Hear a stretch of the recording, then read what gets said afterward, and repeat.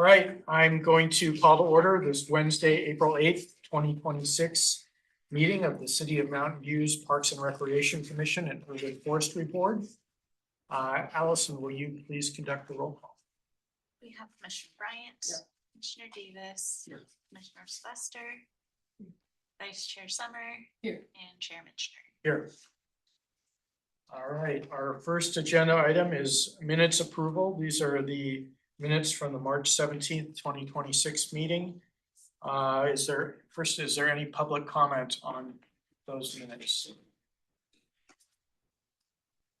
Anybody online? For the commission, if we have a motion or we accept the minute. I'll second. We have a motion and a second. Okay, Commissioner Bryant. Yes. Commissioner Davis. Yes. Commissioner Sylvester. Vice Chair Summer. Yes. And Chair. Yes. All right, moving on to oral communications from the public. This portion of the meeting is reserved for persons wishing to address the commission on any matter not on the agenda. Speakers are limited to 3 minutes, and state law prohibits the commission from acting on non-agenda items. If anyone would like to provide public comment, please fill out a blue card.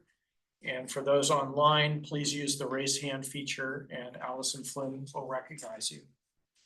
Is there anybody in the room who has public comment? Anybody online? No. All right, I will now close public comment. Oh, do we have Put it? her hand up. Yeah. Let me. All right, I'll reopen it because we missed somebody. Elizabeth. Go ahead, Elizabeth.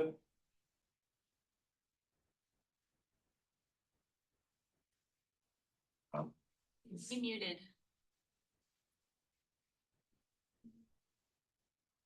Elizabeth, you're on mute.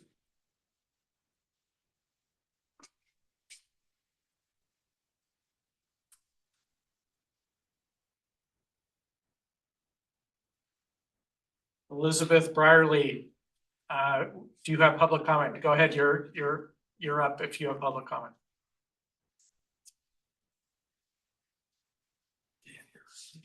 We don't hear anything. You're not, doesn't look like you're muted, but we don't hear you.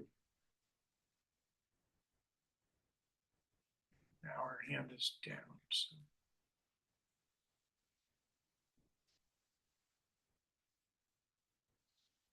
Allison, can you discern? Elizabeth, your hand is down. We are going to assume that you do not have any comments unless you raise your hand right now, so that we can see. There we go. Okay.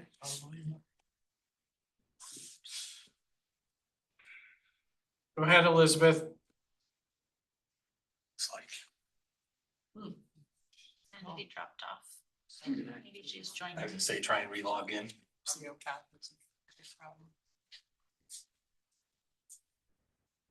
Give you just a second. Yes. Or we could give a little public comment. Let's just give her a second. So. Oh, I know. Yeah. Yeah, it takes a little while. It's taking forever. I know. It's about-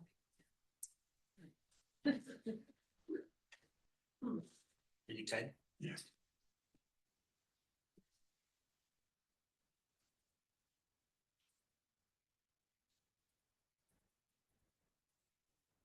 Tell, is she back in the? He's not.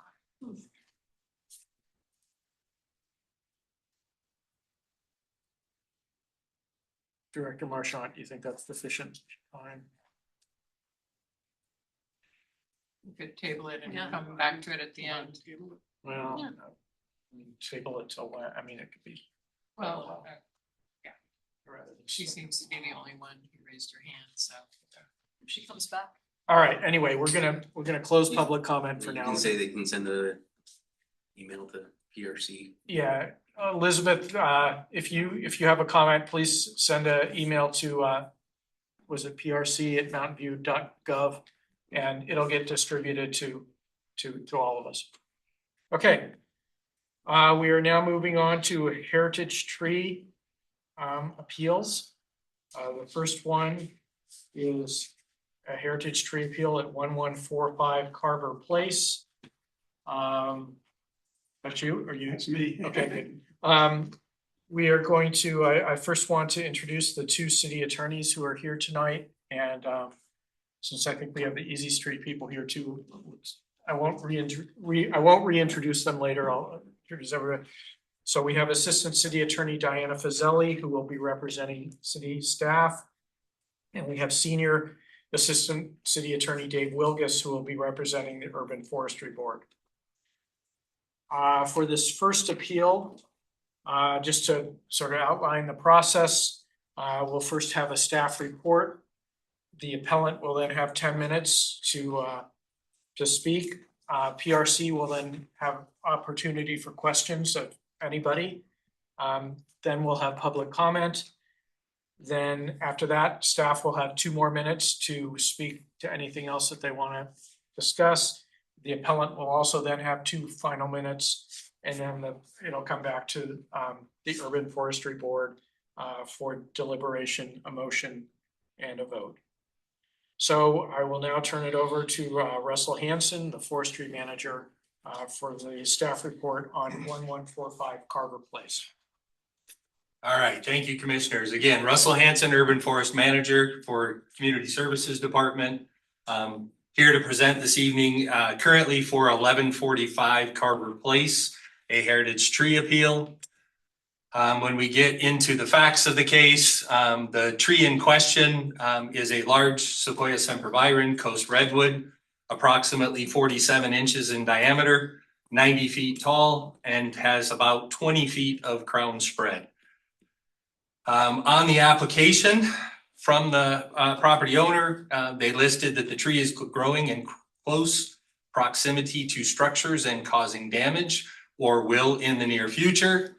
They also provided additional comment of the tree is too big, destroying adjacent driveways and sidewalk. One driveway has been replaced twice with roots cut. The other driveway replaced once and ground down once to reduce the tripping hazard.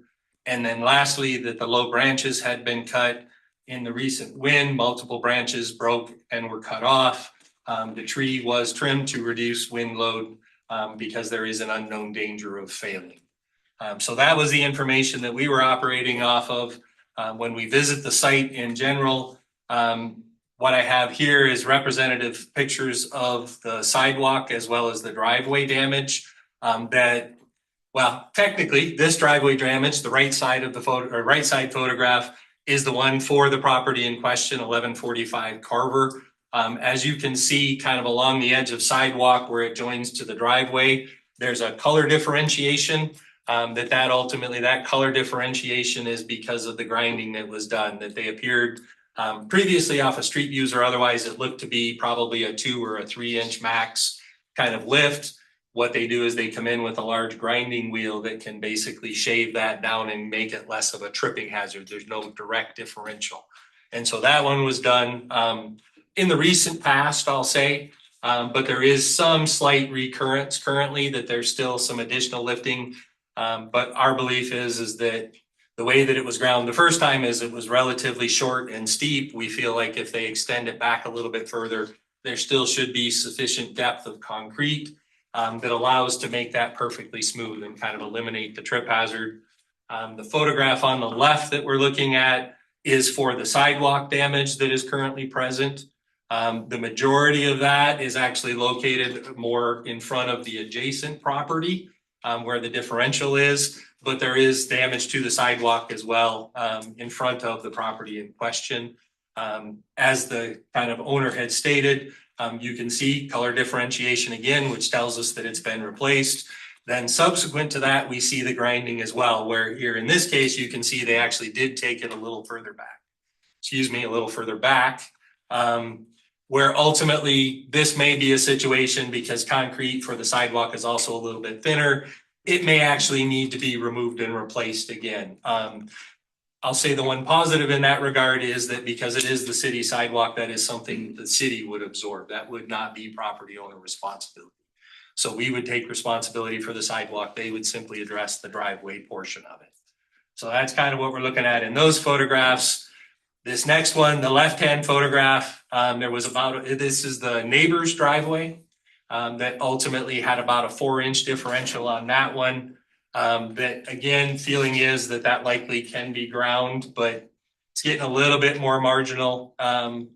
Again, it's just a question of whether we completely eliminate that differential or whether we just take it down significant enough to where it doesn't present as much of a trip hazard, because not considered part of the public access or otherwise, because that's private property. Not as much of a concern about the public walking on it and that sort of a thing. You look at the photograph on the right, the one key thing I'm pointing out on this one is that there is a tree in front of that neighboring property. That tree is only about 6 to 8 feet, closer to 8 feet probably, from the side of the driveway that is actually lifted the most. That when you look at that neighboring property, the one adjacent or the edge adjacent to the redwood has 1 inch or 2 of lift. When we get to the other side of the driveway, it has almost a 4-inch lift. And so our belief, our consideration is that tree in front of the neighbor's house may actually be influencing that driveway lift as well. So we're not convinced that by addressing the redwood that it's going to eliminate any other lifting should they repair the driveway, above and beyond that, we received this application last March, so a little over a year ago. One of the things we were doing is trying to engage with the property owner and try and get clarity on a lot of different things. At one point, the property owner did also bring up solar. It was not necessarily on the original application, but we started to kind of talk about that in the review process.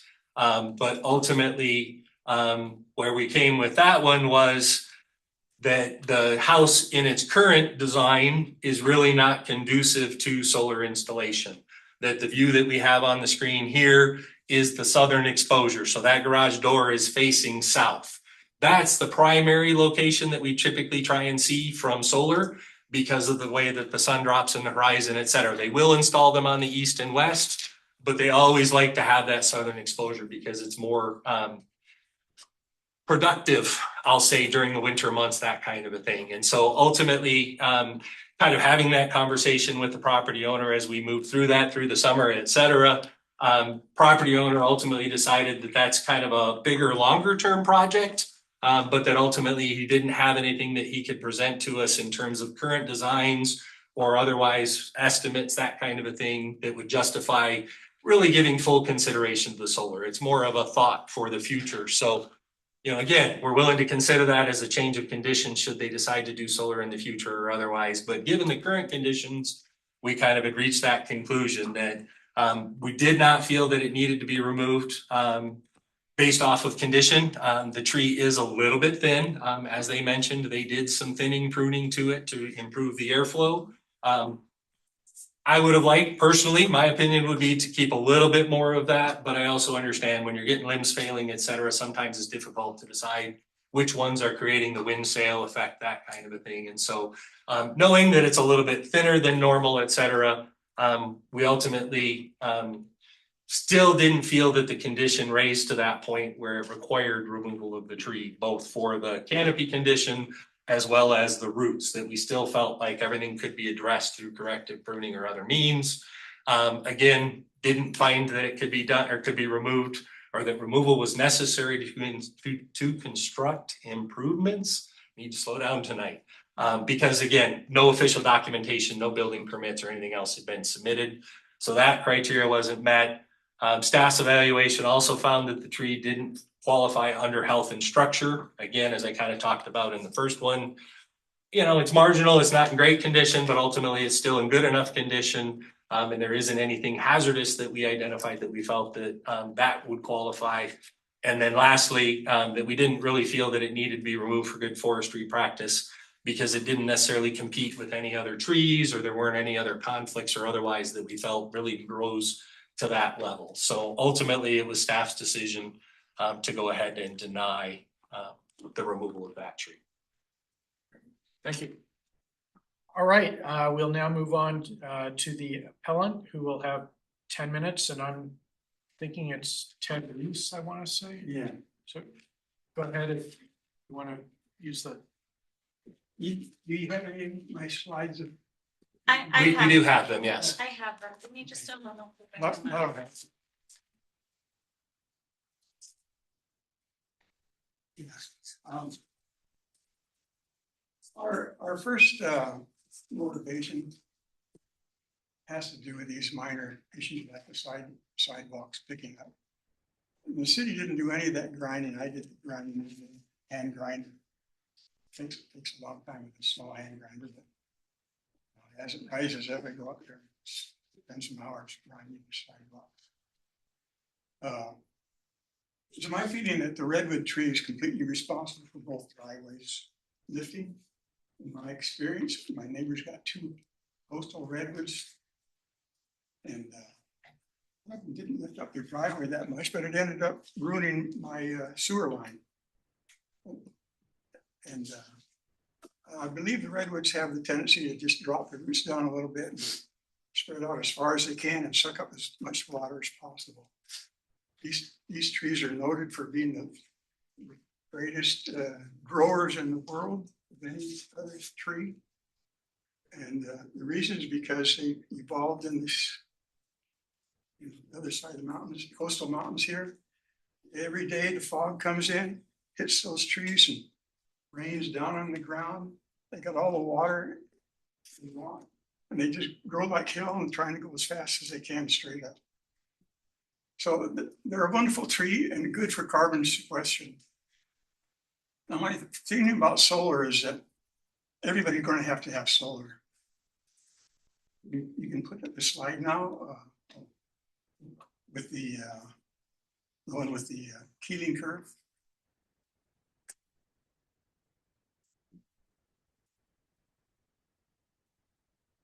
So this shows the Keeling curve, and you see the time scale is in 50-year big increments, and it's just been going up and up and up. And this the rate of climb here depends on how much fossil fuels we're burning, basically. It's not slowing down. It needs to slow down. We've gone from a condition where 100 years ago, I was reading the fishing is so great in the ocean. You'd go out there and throw your thing out, next thing you know, fish would be landing in your boat. It's not like that anymore. When I was younger, it snowed in Los Angeles. I lived in it was around 1950, somewhere around that. Never happened again. It used to be you'd go up in the high Sierras and there was remnants of the glaciers from the Ice Age still up there. They're gone now. This year, the snowpack is like 20% of normal. We're lucky that reservoirs filled up last year. All around the world, we're having disasters caused by climate change. The big hurricanes they had a year ago or so on the East Coast, the cost of damage from that is like 10 times what happened in Los Angeles fires.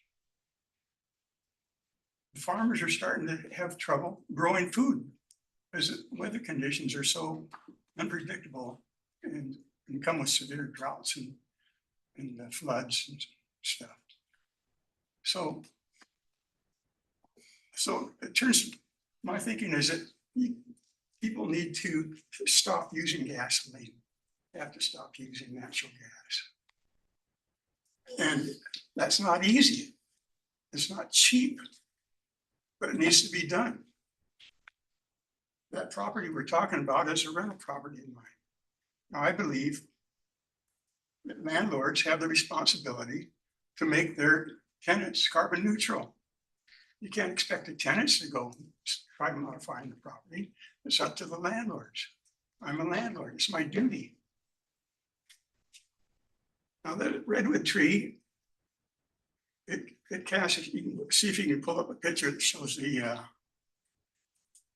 top view of the property and the this one here. This shows it at different months of the year. And on the left, we get December and then move to January over here until you get to April. The sun's high enough that it's not a problem. But December, January, February is a problem. November, there's a problem.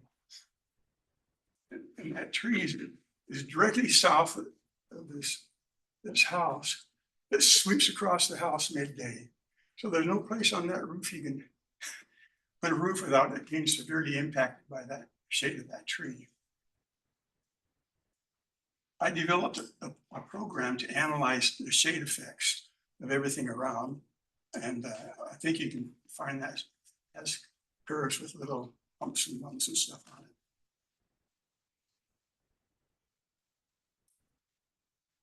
I don't remember the name of it. No, this is the one. Again, it goes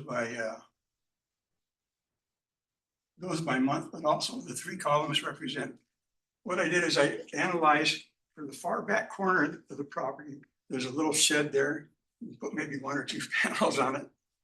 It's the best location on the property for putting solar. But it still gets screwed up on these early months of the year.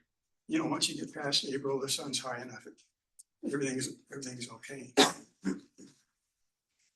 And it doesn't have a south side, it only has east and west, so it's not very good. The backyard is pretty good size back there. The house is in front of it on the south side. And in the morning, the neighbors got a tree that hits it early in the morning. But I think part of the backyard could host some solar. And the other expensive possibility is the front of the house. There's something my wife said, hey, I gotta have a gable in the front. It used to be just that style house, a little slope here, slope there. So we bridged the porch area with a beam and put a gable in there just for looks. Stupid. Anyway, that whole area there in the front, if you modify it, it'd be a big surface for solar. You know, but the advantage of solar is it gives you free energy. Within 10 years, you've paid for your solar installation. They last for about 30 years. So with everybody having to get an EV, heat pumps for the heating, heat pumps for the water heater, electric cooking, your electric bill skyrockets if you don't have some way to reduce it. Solar offers its ability to get clean energy, no carbon, for 30 years. It costs you maybe 10, 15, 20K, depending on how big your system is. It's not cheap. Batteries are more expensive than solar. They don't take up a lot of room though. You gotta hang them on the outside wall or hang them on an inside wall somewhere. But you can do $20,000 in batteries, not counting the labor. The good thing about batteries, well, the bad thing about solar is the sun is really bright at noon. Everybody's off at work somewhere. Nobody's home. You're not using it. It goes to the grid. PG&E says, what am I going to do with all this energy? There's nobody using it. They'd have to turn down their gas generators until they can't turn them down anymore. Then they have to try to sell it to the neighbors, Nevada or whatnot. They're finally starting to put in big battery banks, but they're not big enough to handle the load yet. So then they changed their whole billing method. It used to be we put in solar on our house 2016. You give them juice, they give you 100% credit all year. You can use summer excess to pay off your winter bills. People who started way back then still have that benefit if they don't change their system too much. Today you put in solar, you put in a battery, tariffs all different. They go month by month. They convert your excess energy into dollars. You don't get to carry it to the winter time, you get to carry it to the next month. Every month you go like that. So you no longer have PG&E no longer provides a battery that allows you to move summer excess into the winter months. So it becomes important then to have enough solar to charge your batteries for your entire home load in wintertime.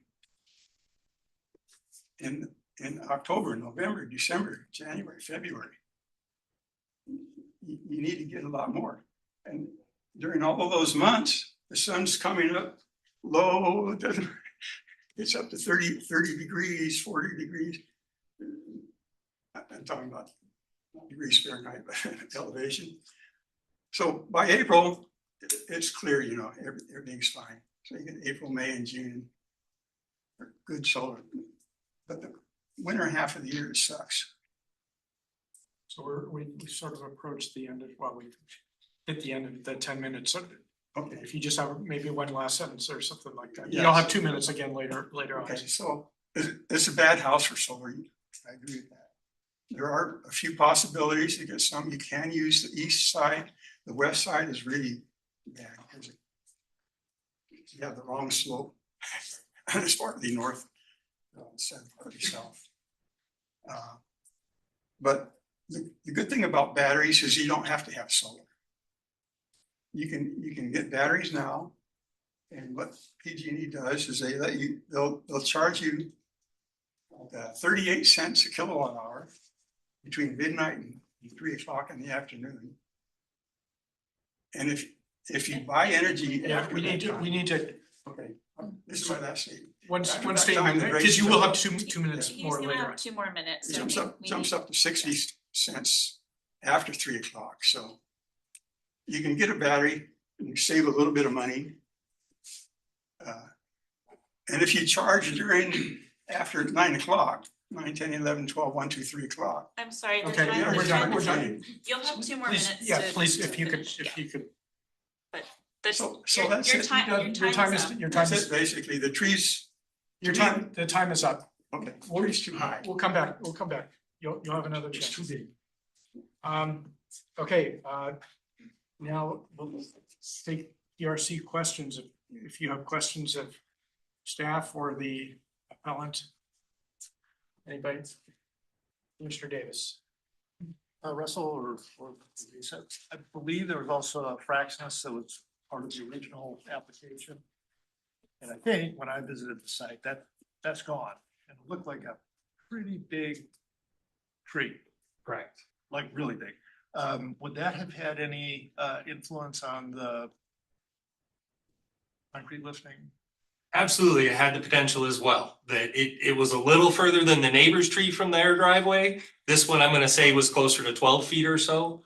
But absolutely, it had the potential. It was large enough. It was, I'm gonna say, going from memory, it was at least 30 inches or so on the trunk to where the root system of that tree absolutely would have extended at least to the driveway, perhaps even to the neighbors.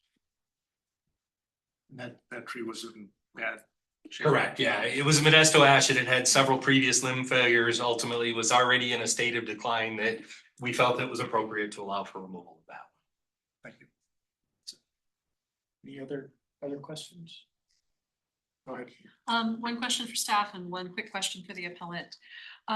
Did I understand correctly, staff, that you said the tree is in marginal condition? Fair condition, yes. Condition. I did look, I went to the property too and took a look. Can you explain a little bit more about what is marginal about it? I know you said it, the way the canopy had been cut, maybe thin too much, but is there anything else? And would you be able to say a potential lifespan for the tree? Sure, so I'll get to the lifespan in a second. Ultimately, the reason that we reached the fair conclusion for the structure and the health was because it had been skirted up a fair amount. It wasn't completely inappropriate, but typically we want at least 60 to 70% of that stock to have foliage. In this case, it was closer to probably 50 or 60%. So a little bit high, but reasonable given the roadway next to it. I think it was raised to 20 to 25 feet, where we typically recommend 16 feet over the roadway, just in case moving trucks or anything large comes in. That not always just standard cars. So that's the first reason we went there. Second reason, because again, redwoods in general, we want to leave those as thick as possible. As the applicant had kind of stated, that's how they catch the fog that comes in, is that extra foliage catches the fogs, helps it to self-water, so it doesn't have to go out and search for it in other locations. It's typically going to find it in our irrigated lawns or any of those other little areas. And so it helps to kind of keep it a little bit tighter. Not an exact science, but ultimately, above and beyond that, the foliage that we did see was fairly green, fairly dark green, fairly healthy. And so it really is those two conditions that I would point to, is just it was up a little bit high and it was a little bit thin. That's part of the balancing act. When you prune to improve airflow, if you over thin it, you're now exposing branches that aren't typically exposed to wind. They're going to be a little bit more fragile perhaps because they haven't adapted that girth on their branches, that diameter to the branches to where they can fight the wind any better. So, you know, that's kind of where we go with it. In terms of lifespan, it's always a crapshoot because of pest, disease, and all kinds of other things. But ultimately, what we kind of use is 5 to 10 years. When we're reviewing these applications, if we feel we can get at least 5, maybe is at least 10 or more, then we feel it's a reasonable attempt to try and mitigate the concerns that are there. So I would say 5 to 10 years is reasonable.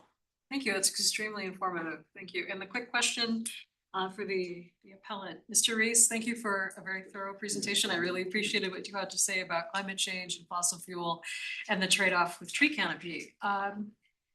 Just the quick question is, how long ago did you do the grinding of the driveway? When was the last time you did that? Maybe 3 years ago, 3 years ago? something like that. Yeah, I think it was about 3 years ago, 4 years ago. A few years ago. Thank you. I would say within 6 is what our determination Oh, okay. was. For sure, within the last 6 years. Relatively recent. Yeah. Okay, thanks. Commissioner Summer. Yes, I had a couple of questions for staff. So it did look like that sidewalk in front of the neighboring property had been replaced at some point because it's a lot brighter color. Was that done by the city or?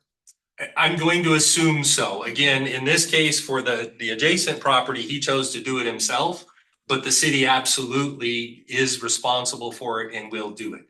I didn't check the records to determine, so I can't tell you with any certainty. Okay. I'm not aware. And then the report said something about it would be considered a street tree. Is that because it's in the right of way? Correct. But that has no bearing on the decision to remove it? No, typically not. We're weighing it on its own merits. It's just a question of when it's a street tree, it's similar to the sidewalk. We will accept responsibility. And if the tree needs to be removed, the city will remove it. Okay. That's really the only difference between private and street tree for us in this case. Okay. All right. That was my questions. Thank you. Anyone else? I just had a couple. I mean, the first one I had listed as a question, you sort of touched on it, but I just wanted to be clear. The report describes pruning services and sidewalk repair that would be the city's responsibility since it's a city tree. Does that city assistance also extend to sharing and driveway repair if the damage is caused by the tree? I think you implied that it's not, but I was just. I would simply say by code or ordinance, no. By law, I would leave that up to the attorneys or the judges to kind of make that determination. But my understanding is typically the roots are the adjacent property owner's responsibility to address because they receive shared benefit from that tree. Okay.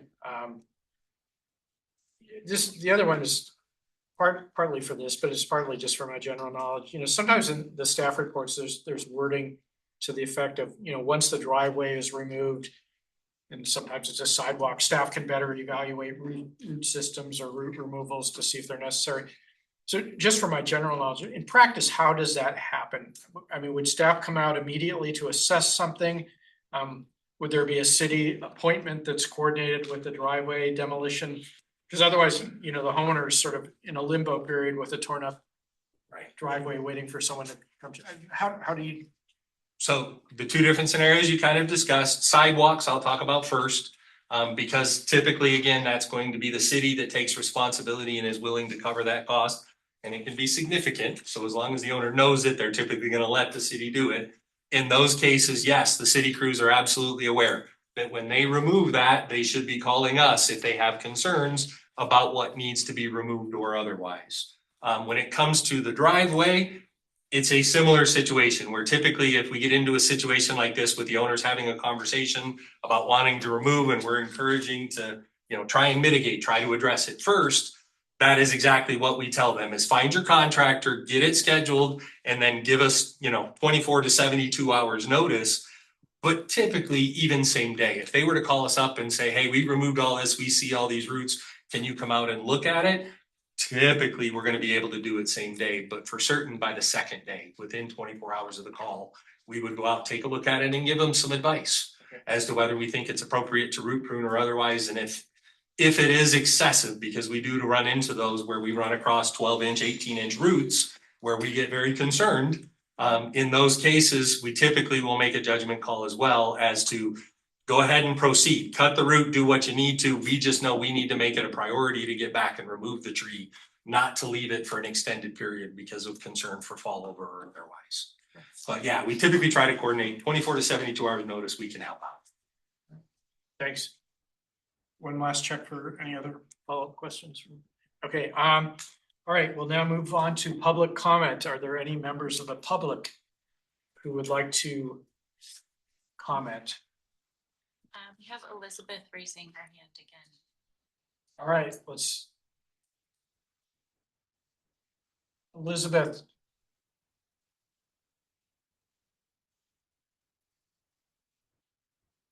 You're muted, Elizabeth. And your hand's not raised anymore.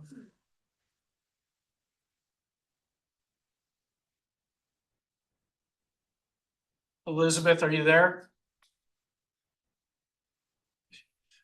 Signs of life. Elizabeth, go ahead and speak. We're trying to listen for you.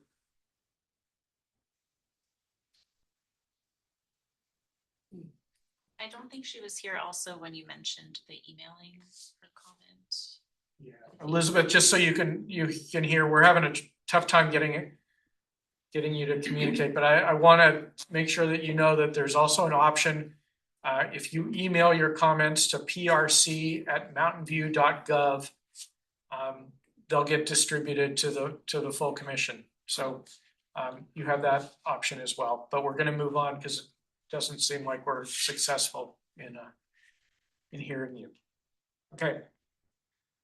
Any other public? Yes. So it seems like there's, especially in the other case that I'm involved in, there's an extreme need for a root pruning service or a vetted root pruning company tree service in this area. There's high liability involved in the process, and it'd be good to have that option. Right now, my company won't do it. I don't know a company that will cut roots like that and try to address some of these issues of lifting pavement and try to save the tree at the same time. There's high liability involved in that. We should get a list of contractors that are willing to invest in that work or take the liability. Thanks. Just for the record, if you could state your Ken, home. Great. Thank you very much. Any other public comment? All right, I'm going to close the public comment and we'll go back to staff for up to 2 minutes of final comments. No additional comments from staff. Thank you. All right. And we'll now go back to the appellant. And again, 2 minutes, there'll be a clock so you can sort of see, but we are going to adhere to the 2 minutes. Well, I really only have a minor thing to say. I think the policy of Mountain View should realize that climate change is a serious issue, and having what I call the sacred tree policy is not a good policy. You destroy more trees because you allow them to block solar than you do if you put solar in its place. Solar prevents CO2 from being emitted in the future. The tree only sucks up what it can.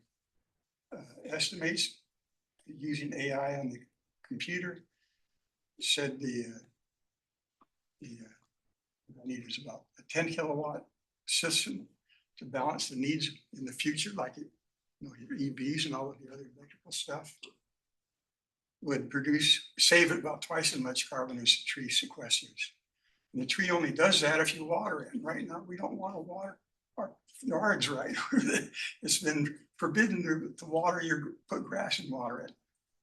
And we have fire danger, right? So you don't water it, you have to worry about fires. You don't want to have trees near structures. I think we should have a policy where no new tree being planted should shade anybody's southern exposure, period. See, the shade should not go over 11 feet. So the other side of the house doesn't matter except for the neighbor's side. Right now, I'm saying the tree policy needs to be modified to where it doesn't prevent solar. And the reason is not because solar isn't being taken care of. PG&E's claiming, oh, our grids are so clean now. They lie about the way they do their accounting. But if you look at California ISO, you'll see that renewable energy, primarily solar, is dropping, using like 90% of the electricity being produced. So it's good. Thank you. But you don't save any money by buying it from PG&E. Thank you very much. Electric bills are going up if you try to electrify. Thank you, Mr. Reese. Okay, we'll now bring it back to the commission for comments, deliberations. Anybody who wants to start? I'm happy to. Go ahead. If nobody else wants to jump in first. I will support the staff recommendation and resolution. I really respect and appreciate the city staff determination. I respect the city staff not only for your horticulture and arboricultural knowledge, but for the understanding of the policy and ordinance implications and I guess the community interest. And I think those things are all at play here. I want to say I also appreciate the appellant's thoughtful concerns about climate change and the role of residential solar, particularly as a landlord and renter. I think those are very real concerns. They're legitimate. I just think it's somewhat of a false dichotomy to put tree preservation and climate change against each other. I think there's still an opportunity to have solar and the tree, in my opinion. This gets into probably a longer discourse. I think the city is committed through its biodiversity plan and other stated interests in resilience and climate change. I probably agree with you that the ordinance and policies probably should be looked at. I think we as a commission don't have a good understanding of how the tree ordinance revisions might address things like solar. And I think that it probably does need, I think this is going to be a continuing issue. But I have to say in this instance, I am for preserving the tree. And I'll leave it at that. Thank you. Anybody next? Anybody? Sure. Bernie? So I basically agree with Commissioner Davis. I completely accept staff's analysis. And I also think in thinking about solar, one has to also think about the benefits of tree canopy in cooling the atmosphere, which is, I listened to your analysis and I agree with a lot of it, but I think that the question of cooling the atmosphere and cooling the area and therefore needing less air conditioning is something that should go into the calculations also of the relative benefits. And this would be a different conversation if we had your plans for solar for that house, which, you know, then we would have to look at it in further detail. At this point, it's the preservation of the tree, which is kind of what we are charged with if there isn't an issue of safety. And so at this point, I will agree with staff's recommendation.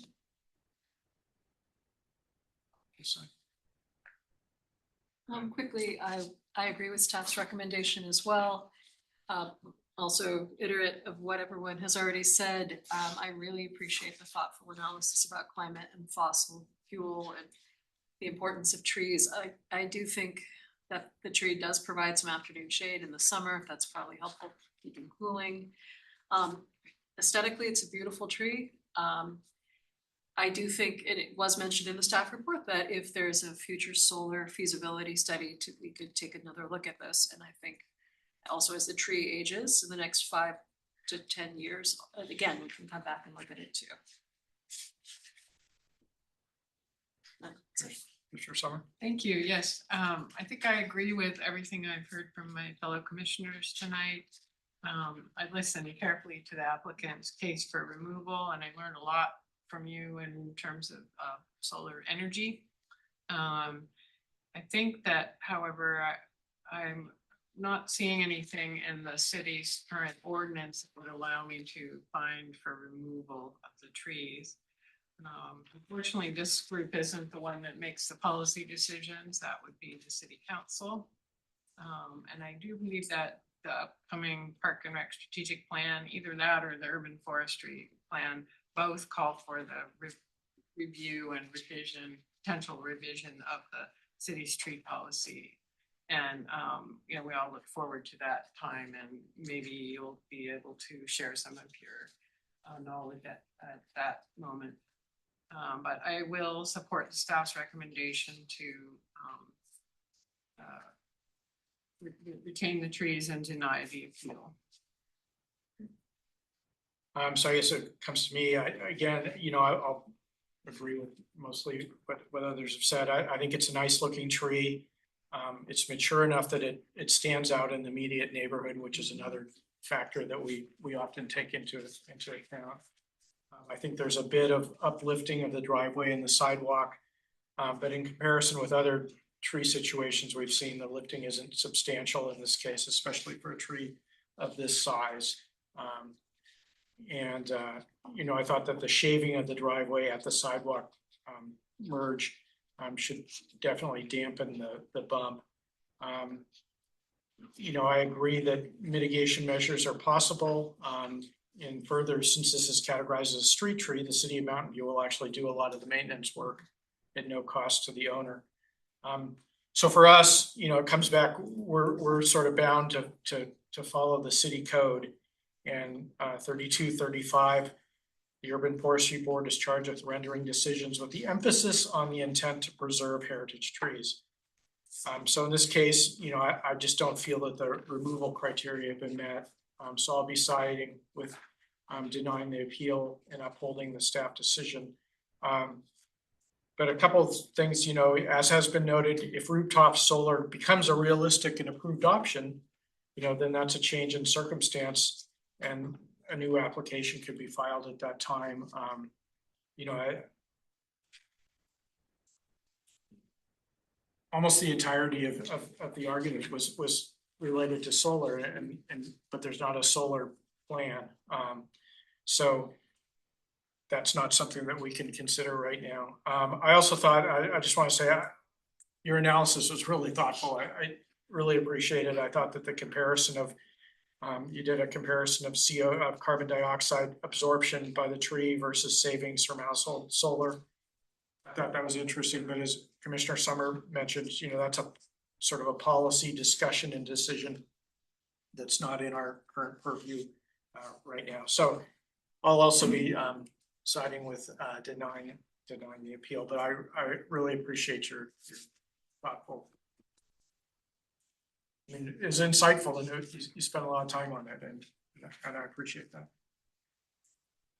Chairman, I'll move we adopt a resolution of the Urban Forestry Board of the City of Mountain View to deny the appeal and uphold the staff's decision to and deny the removal of one heritage tree at 1145 Carver Place to be read in title only, further reading waived. I'll second. So we have a motion by Commissioner Davis, second by Commissioner Bryant. Commissioner Bryant? Yes. Commissioner Davis? Commissioner Sylvester? Yes. Vice Chair Summer? Yes. Chair Mitchner? Yes. Any other final comment? Just real quick. I appreciate the opportunity to come here and speak and give you my review. And actually, I agree with your decision to leave it there for now because the difficulty of putting enough solar on that house to make a big difference is quite high. You're talking about considerable reconstruction. There is a possibility of getting about half of what I need in the backyard with ground mounted solar. And it's far enough away that the impact of that tree is not so big. Right. Up front, it's horrible. Anyway, we need to move on, but My last thing is I think you should seriously have your city or whoever's responsible look at your tree placement rules. Because I've seen over and over again, This, plant a tree right next to a yeah, sewer. okay, we gotta, I've got all sorts of people, we gotta stop, so. Okay. Thank you very much. Thank you.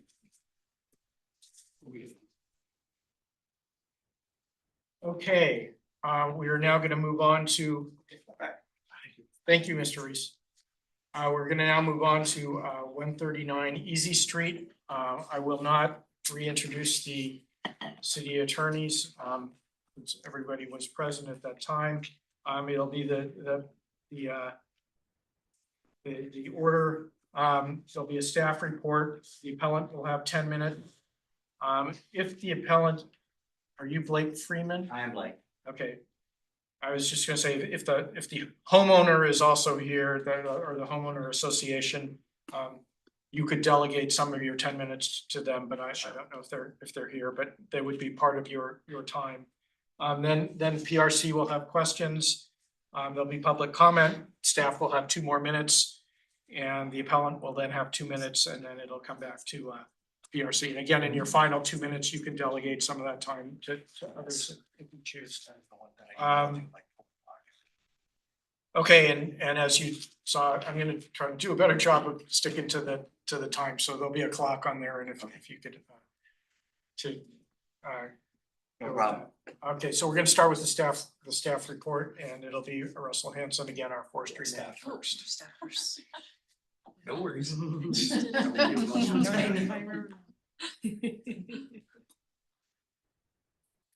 All right, thank you, Commissioner. Again, Russell Hanson, Urban Forest Manager, presenting the appeal hearing for 139 Easy Street Drive. Sorry about that. For 139 Easy Street. As you can see from the overview picture here, this is a multi-family unit, and these 2 trees are located to the right-hand side of one of those units. Why am I not moving forward now? Oh, there we go. Okay. So the trees in question, we have 2 Sequoia sempervirens, coast redwoods. Both of them are approximately 34 inches in diameter, approximately 60 feet tall, and approximately 25 feet of spread each tree. Overall canopy we estimated to be just over 50 feet or so is where we went with that.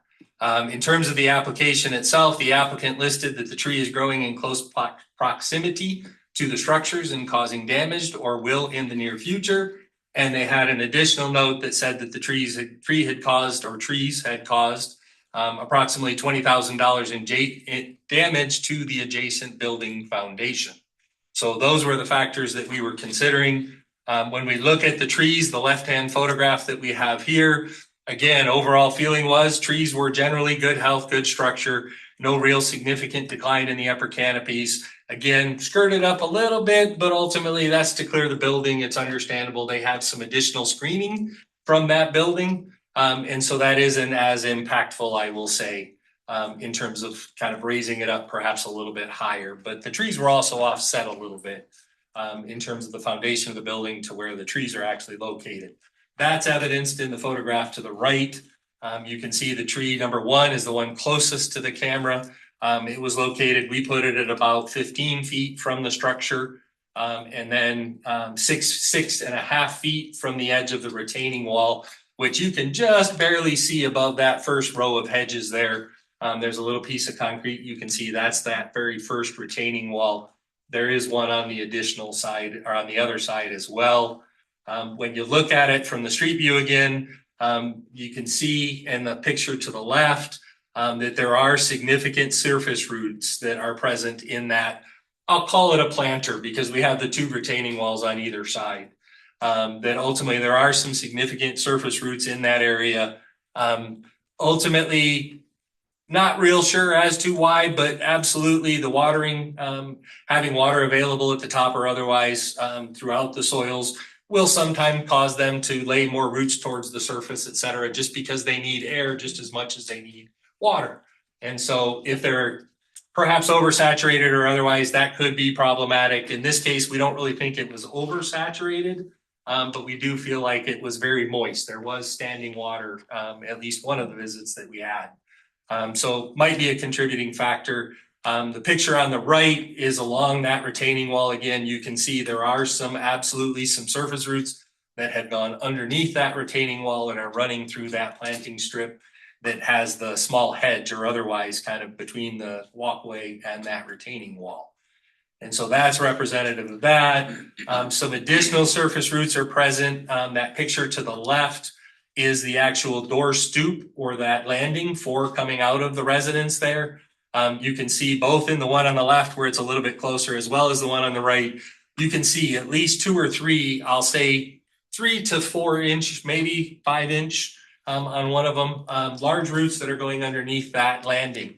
As well, the picture on the right, you can see that that landing itself may be tilted slightly because as you look to the left where the ADT sign is, there's a nice large gap underneath that where the siding stops and the concrete comes in. You look to the right, or to the right of the driveway, it looks like there might not be as large of a gap. So we didn't put a level on it. We don't know for certain how much it's tilted, but we did feel like that landing had been lifted a little bit by those tree roots that we're looking at.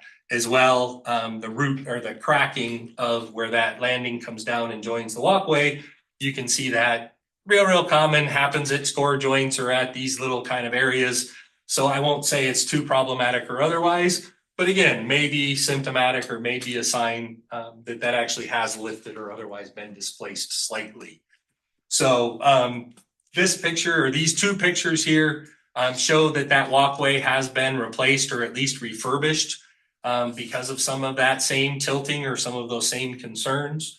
But that has been addressed. Ultimately, we don't know how many roots may have been pruned or otherwise that were under that because we weren't involved in this case. But ultimately, again, we just want to make sure that that is a considered factor for this. The biggest impact that we saw on this application was inside of the residence itself. That picture to the left is the floor in either the kitchen or living room. We're not exactly sure, but it was kind of that same area within the home. You can see several of the tiles are cracked or otherwise. Our understanding, again, we did not get a chance to see this prior to repair or otherwise, but our understanding is that was a fairly significant raise that caused those tiles to be kind of uneven and susceptible to cracking or otherwise because they weren't fully set. They were on 2 pressure points or otherwise. May have contributed to that as well. But again, we don't know how significant. We just know that it was presented as significant within the arborist report of a lift, but no exact measurement on that. The picture to the right, it was also included with the arborist report. It shows the roots that were identified underneath the foundation. What was reported to us is that all of those and the photographs showed us that all of those roots were at least less than 4 inches.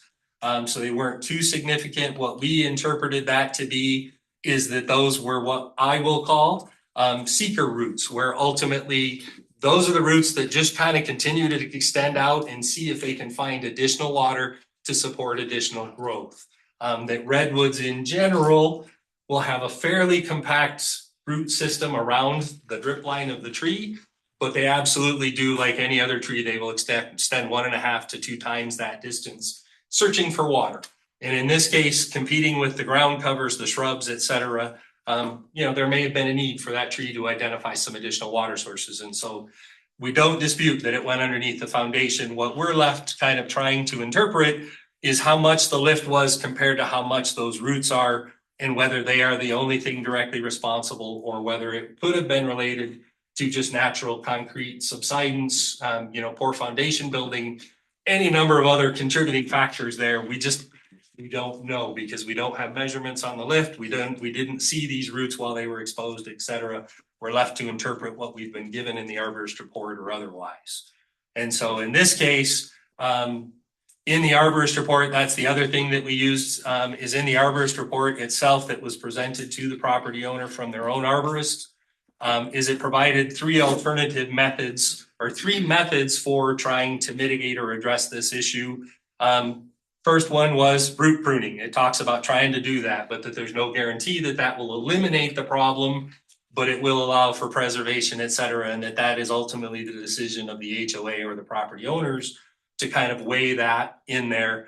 The second option was removal of those redwoods to make sure that it was 100% addressed and would not be a problem in the future. And then the last one was just kind of a wait and see, just monitor it, let's see what happens and potentially deal with any problems as they come. And so even their own arborist report kind of led us down the same path that we typically go down is mitigation an option and will it allow for the extended life of these trees? Will we get another 5, 10, 15 plus years? Where we reached the conclusion was ultimately it was far enough away from the trees to the house that we felt like we were going to save enough, I'll say dense root mass, that it wasn't an immediate concern for fallover or otherwise. If and when additional trenching is perhaps done outside of the building, and we can see those for ourselves and we can make an interpretation of those, we would see that as a change in condition where we can come back and revisit it. But again, bottom line, we were operating off of kind of photographs and reports and all of these others. We didn't see a lot of these other conditions as they were being addressed. So we're just kind of left to interpret it. So based off of that, and the fact that there was some root pruning that has already occurred, we did not find that the condition of the tree required its removal. That was our first finding because the trees still are in generally good health or otherwise performing fairly well. We did not find it was necessary in order to construct improvements because there were no improvements proposed. We did not find that the health and structure was problematic, that we felt it was good and could be managed. So we didn't feel that that one was there. And then again, the staff's evaluation did not find that it needed to be removed for good forestry practices because we still felt like there were options available to try and mitigate that would allow for preservation of the tree for a period of time. Thank you. We'll now move on to the appellant, Mr. Freeman. And then if you have somebody else, you can introduce them when they speak. And then Allison, you'll put a clock up there.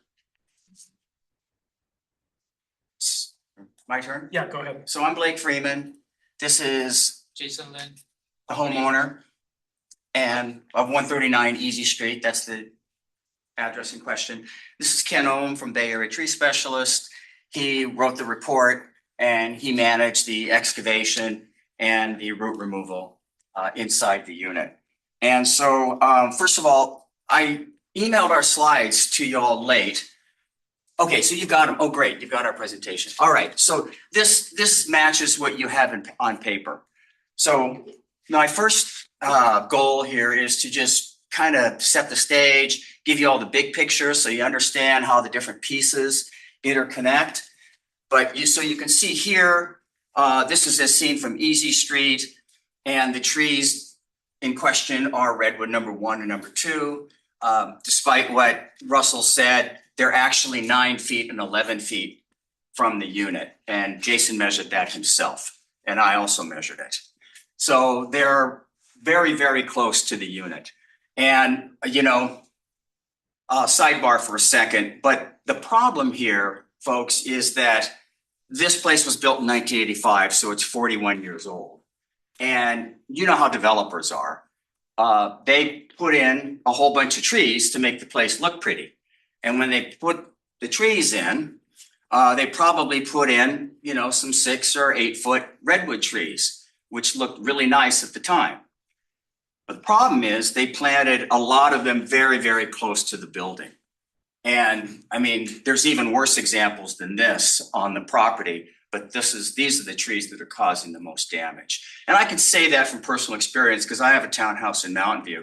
And the yard is a third as big as this room. And the developer planted a eucalyptus tree, which I ripped out after about 5 years. Anyway, so this is the lay of the land, as you see from Easy, south towards Central, north towards Middlefield. Next slide. So now you have an aerial view. Same thing you just saw, but just from the sky. And so property line is kind of irrelevant. It's just an adjoining property. So there's your two trees, your two redwoods.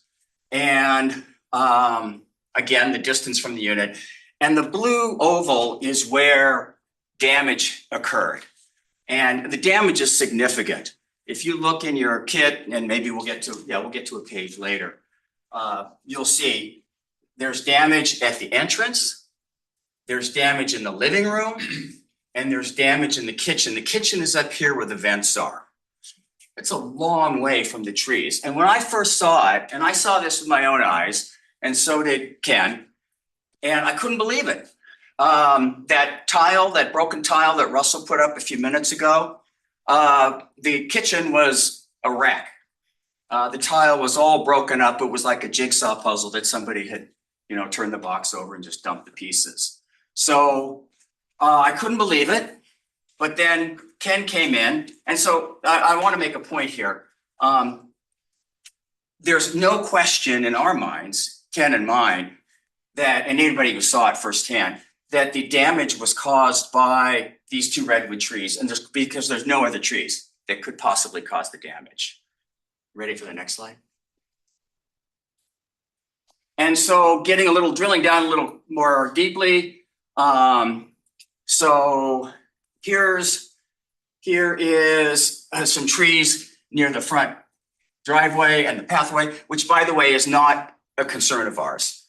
So you can just push the driveway and the pathway aside as a concern, because the concern is Jason's slab foundation in 3 different rooms. Well, not really 3, it's the entryway and the living room and the kitchen. And so there's some roots there. They're going under the concrete. More importantly, here's this raised planter area where the builder installed these trees. And, the roots are growing. This is from the top looking towards the unit. The roots are growing to the side of the planter and then down and then towards the house. So we have very, very compelling evidence that the tree roots are the culprit here. There's no other candidate. They're 9 feet and 11 feet away. There's 2 of them. And so that's our argument. Ken will expand upon that because he's the arborist and I'm not. One last point is that in the backyard, the purpose of this picture is to demonstrate to you all that there's no other tree in the backyard that could possibly be causing this damage. It's the redwoods. There's a little bitty peach, but it's not even a candidate. All right, next. And then here we segue to inside the unit. Again, it's a slab foundation.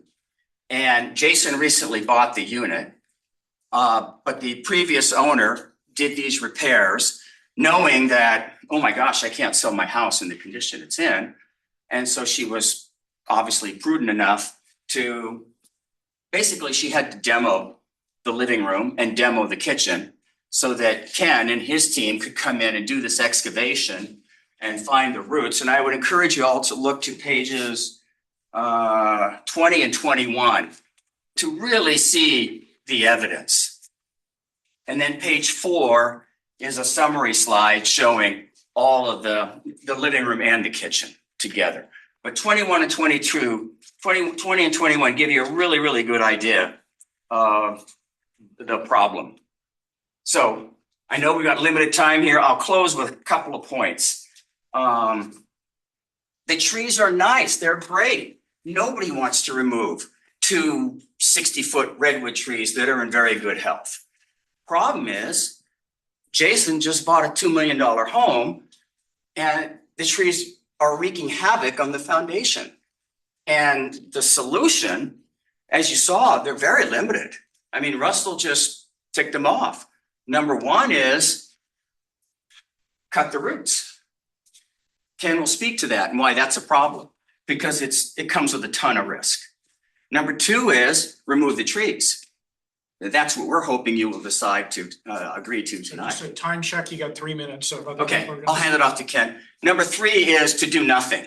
And doing nothing is just unacceptable for obvious reasons. I mean, the poor guy just bought a $2 million home and doing nothing would just not be viable. Ken, I'll turn it over to you. He's the arborist, I'm not. Thank you for your time. Jason, did you have anything quick? Go for it. You're the Okay, expert. so the roots here, I was there, I cut these roots, these are redwood roots. The point that he makes about seeker roots being 4 inches, I get that, but we only measured at 1 point. The roots can come in and graft with other roots and become very larger, not just 4 inches. They can start out at 4 inches, hit some good stuff, get wide, graft with other roots. This is just a snapshot. These are the interior roots that were causing the damage. We didn't even address the roots outside. Let me go back to the outside pictures, possibly on your report. This is, so right here, we can go through your slides if you want to. Those are also good. But can I get a picture of the front yard? So this is a major 12 to 15 inch root. The whole properties are draining right into here. There's a drain right here in your report picture and my report picture, where all the properties drain right here. It's not a small saturation thing. This is a 15-inch root there coming off the tree. Major drainage problems with all the properties draining there. The roots are going into the house there, going into the house there. These trees are stable. They're in a train wreck of a planter bed. This is an absolute nightmare. You are tree people. I know you are. Would you put, overall, it's a 70-inch redwood. That's about here to here. This whole thing, would you put it in a small planter bed and expect it to be a natural tree? So going to your points for removal, number 1, condition of the tree. They've already, it's causing, they say it doesn't cause damage. It's already caused $18,000 worth of damage. You're likely to get future damage with this train wreck of a setup. Major drain is there. Number 3, the nature and qualities of the tree. You're only looking at the top of the tree. You're looking at the aesthetics of it. This is a nightmare. This is a train wreck. This is not compatible with the trees or the property. So point 3, you took into factor, yes, this great canopy, but not the roots and the issues they're causing. And then real quick, I have a question for you. Do roots heal like branches when you cut big roots? No, they don't do coated like branches do. They start rot, and that's why no tree company will do major cuts on this, because they don't want the liability. And you can only cut the roots you see. You're gonna have to dig way down and get all the roots you can barely see. It's not a thorough process. So I gave you options, but your second and third options have major residual risks to the homeowner. So I'm not here to tell you to kill trees, but All right, understand all the factors. great. Thank you very much. And if you guys will have 2 minutes more later on, so if you want to delegate differently. Okay, we'll now go to the commission.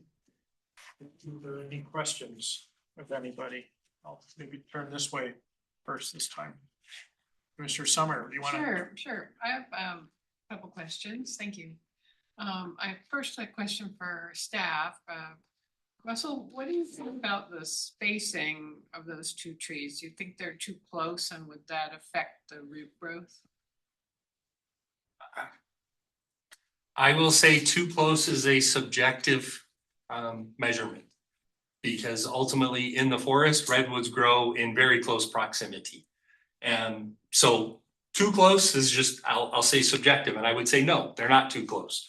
Because ultimately they will coexist even in very close proximity. Yes, however, it absolutely affects the root structure. As the other arborist had kind of mentioned, you will get root grafting, you will get all kinds of things to where in some instances these trees will become codependent because they're able to draw off of that other root system to support themselves. And so to take one of them and leave the other could be problematic. Does that answer? Yes. And then another question I have, did you observe any cracking or damage to the retaining wall that makes up that planter bed? We did not. Do you have any thoughts that would explain why not?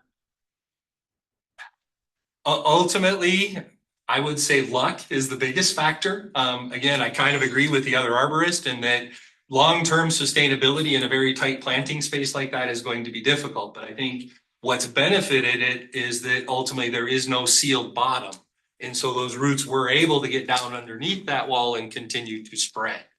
And so I would say that really is kind of the biggest contributing factor, is having that open space out the one end, perhaps even the other end. And then underneath that retaining wall is kind of what's prevented that. But I can't say that that's going to be sustainable. There may be roots absolutely up against that wall right now that are growing that are going to crack it in the future. Okay. Just not currently. You got to spend more time out there than I did, and I didn't have permission to walk. Sure, up on the private. Yeah, so with that in mind, I didn't see any cracking on the adjacent property where they've got a lot of asphalt parking and such. Did you observe any cracking? We did on the not, other no. side of the trees? Nope. Okay, all right, and then I have a question that maybe nobody can answer on the applicant's team, but was there ever a water leak in that house? Not to our knowledge. I can answer. So the outside is a major water leak from any arborist looking. It's saturated soil. You've got the water drain there, and it's at a low angle, so all the properties drain into there. You don't need a water leak, it's floating. You've got a houseboat, so the roots are just going right under it. It'd be better if you had a water leak. It'd be less of a situation. If it was dry outside and you have a water leak, we can save these trees. So it looked like it was, at least today, it wasn't very wet. Was there an irrigation leak or something that was That's one repaired? day. We're looking at 30, 40 years worth of growth. So we can't go back in time and fix all of that. So yeah, they're addressing the water leaks, but the roots have already grown. That's the issue, is they've had 40 years, whereas addressing the water leaks this year will not compensate. Not with the redwood, they're So such a let me great. just, you're attributing, your position is that it has to do with the drainage, being directed to that drain and so water is accumulating in that, on that property. It's Sleepless in Mountain View. It's a houseboat. I mean, it's total water there, and that's what redwoods love. They're just drinking it right up. Okay, all right, In so a it's my nutshell, turn to to summarize. ask questions. Yeah, sure. And you'll get yours, so if you Yeah, I have something get you it. wanna respond to, I'm happy to hear, but can I take my turn? Absolutely, of Thank course. you. And one Okay. more thing with that, please. Let she's back to her question. sorry. It's the same. Okay, Let her go. sure, it's your Yeah. rules. So my final question is was the tree built by, or planted by the developer, making it a 1985 planting? Is that correct? That's what the records show, and from that amount of water, it's really taken off. Okay, all right, those are my questions. Thank you. I do have a couple questions for staff and a couple for others, depending on how the questions go. I think we're all questioning what happened 41 years ago on this property, why they built such a retaining wall between the two developments, why they built such a narrow planter. What kind of experience do you have in terms of how trees evolve in those tight planter spaces, or do you, in terms of root growth, their overall health and their overall longevity? Because it seems like just not a healthy way to plant a tree that's gonna get that big. Correct. So ultimately, I do have a fair amount of experience dealing with trees in confined spaces. It really is all kinds of different factors that are going to influence that. I have some instances where we have, obviously you plant a smaller tree in a smaller planter, it's going to be more accommodating, it's going to be more successful. When you go to the larger trees like we have in this situation, it can definitely be more problematic. From stunted growth to circling roots, to just in general, the tree underperforming, because once they grow out, hit a retaining wall or otherwise, they're going to divert. And then if they hit another one, they're going to divert again. And they end up circling as they get larger and larger over time, they start to choke each other out. They eliminate the pore space in the soil. They also take all the same nutrients. And so you have to kind of replenish those nutrients. You have to refertilize. You have to make sure you're getting enough water to the trees. All of those different factors. But ultimately, anytime you're planting in a tree in a confined space, It has the potential to reduce the overall size of the tree, where that species may generally get to be 200 to 300 feet in some cases. It may only get to be 60 or 70 feet because it just doesn't have the space to lay the root system, to get the water, to get the nutrients, to support it so that it can get higher into the winds and all of those other little things. So it's just a matter of how long can we get it through those conditions. I can't tell you because every tree is different, every planter is different, every situation is going to be different. I can't give you any more guidance than that.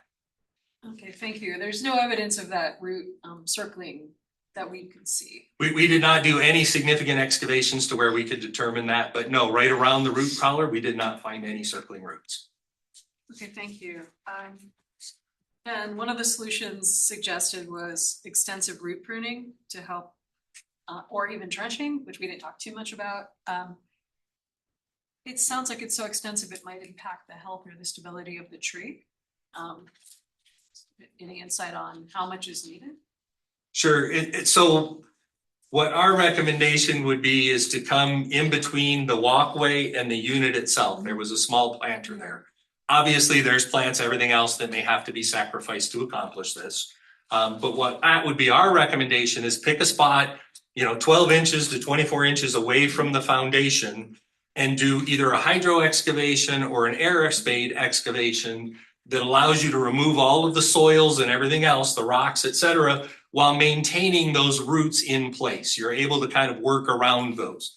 Once we get a look at all of those roots and how big they are, how extensive that may be, we're fairly confident now because we're really close to that foundation. We're fairly confident that we can identify how many roots are going under there. It gives us a much better opportunity to identify the potential impacts. The real concern for me, generally, in my practice, my experience has said 30% is typically okay. When we're at 30% or so, that's going to be okay to root prune. When we start to cross over to 40, when we start to get to 50% or more of the root system, I start to get concerned. I start to worry, not just about the health of the tree, but the structure of the tree. Again, structure on this one, there's not a lot of other trees of equivalent size directly adjacent as they kind of presented. So there is going to be a little bit more wind sail effect on that. I would simply say, I'm trying to get my bearings on this one. Correct me if I'm wrong. Ultimately, the majority of our winter storms, etc., tend to shift the winds. Where a tree is growing with most of the winds coming off of the bay from the north to the south on a daily basis, when our storms come in, that flips it around and it sends it the other way. If we're root pruning on the side closer to the house, I think that is more beneficial. It's still not an exact because that is more of a northern exposure that the winds coming from the south are going to be fighting over the roots that are still intact, that aren't root pruned, that aren't problematic. Doesn't mean we get a strong north wind, it's not going to knock them over or otherwise. But again, without that excavation, I just can't make that determination. I just don't know. Just a quick follow-up. If they're pruned on the north side, the south side is facing that retaining wall. So theoretically, wouldn't the roots start to try to grow more towards the retaining wall? So there's retaining walls on both sides. Yeah, I'm thinking the one that faces the neighboring property. So ultimately, your question is if we root prune on the opposite that side. Does it compensate by going over time the other direction? Yes, to some extent, it will promote more root growth on that side of the tree to try and compensate, but it will also start to form new root growth where we root prune. It will start to put out new roots there. Very subjective as to how much it does and how well it does and all of those other things. But the feeling is that once you excavate, if we make that determination that we feel comfortable that the tree can stand, you could put a root barrier in there that's going to buy you additional time for any of those new roots that grow, that they're not going to be as quick to get under the foundation. Root barriers are not perfect. They're not an absolute solution. But what I have found in my experience, once the tree root hits that barrier, it either goes left or right, first and foremost. Occasionally, they'll actually go up over the top of the barrier if it doesn't have a good inch or 2 inch above ground. Trees are resourceful, they're going to go over the top, but most frequently, if they're not going left or right, they're just going to go under the barrier and then start to resurface again. So it's not truly going to solve the problem by putting in a barrier. So I don't always recommend the use of barriers, but again, there are other things that could be considered that would potentially buy additional time. Okay, great. Thank you so much. Just, I think, one quick question for the appellants. Has any other unit in the HOA, especially in the in that actual building, the same building, reported any kind of damage in their foundation or any kind of cracking or other issues? I'll take that. Yes. This fellow was here because he has a similar situation with redwood trees planted too close to the unit, but you know, back in the day, it probably looked okay. So not. And we have one other unit where, I don't know if you know Catherine Nagel from Escalus, but she looked at his tree and she said, your redwood tree is causing wreaking havoc on your unit. So we've got two people in line to potentially come back and make the same request, a similar request. Not in the same, so there's been. Not no in the other- same unit, no, There's been no other reports of cracking in the No. units down this way. There's about a dozen buildings, these would be in other Right. buildings. So it's only the buildings that have the tree. Okay, thank you. Okay. Oh, yeah, thank you. Any questions on this side? I've got a few, but would you like to go? Why don't you just go in order? Okay, just some clarification. A couple times foundation damage was mentioned. Are we using slab and foundation interchangeably? Yes, correct. Okay, there's not a, okay, so I see that. Yeah, it's not a pier post or anything along those lines. It's a solid slab foundation. Okay. So I noticed in the, I guess the original packet, the contractor and the details of rebuilding the slab, and they put in reinforcement. The photographs of the existing condition show what looks to be a pretty thin slab. I would say 3 inches, maybe it's 4, but it's a thin 4 at that. And it doesn't appear that it was built with any reinforcement, welded wire mesh or rebar. Am I correct in that, or? As far as the rebuild, I wasn't there when it was excavated, the slab was cut Yeah. or repoured.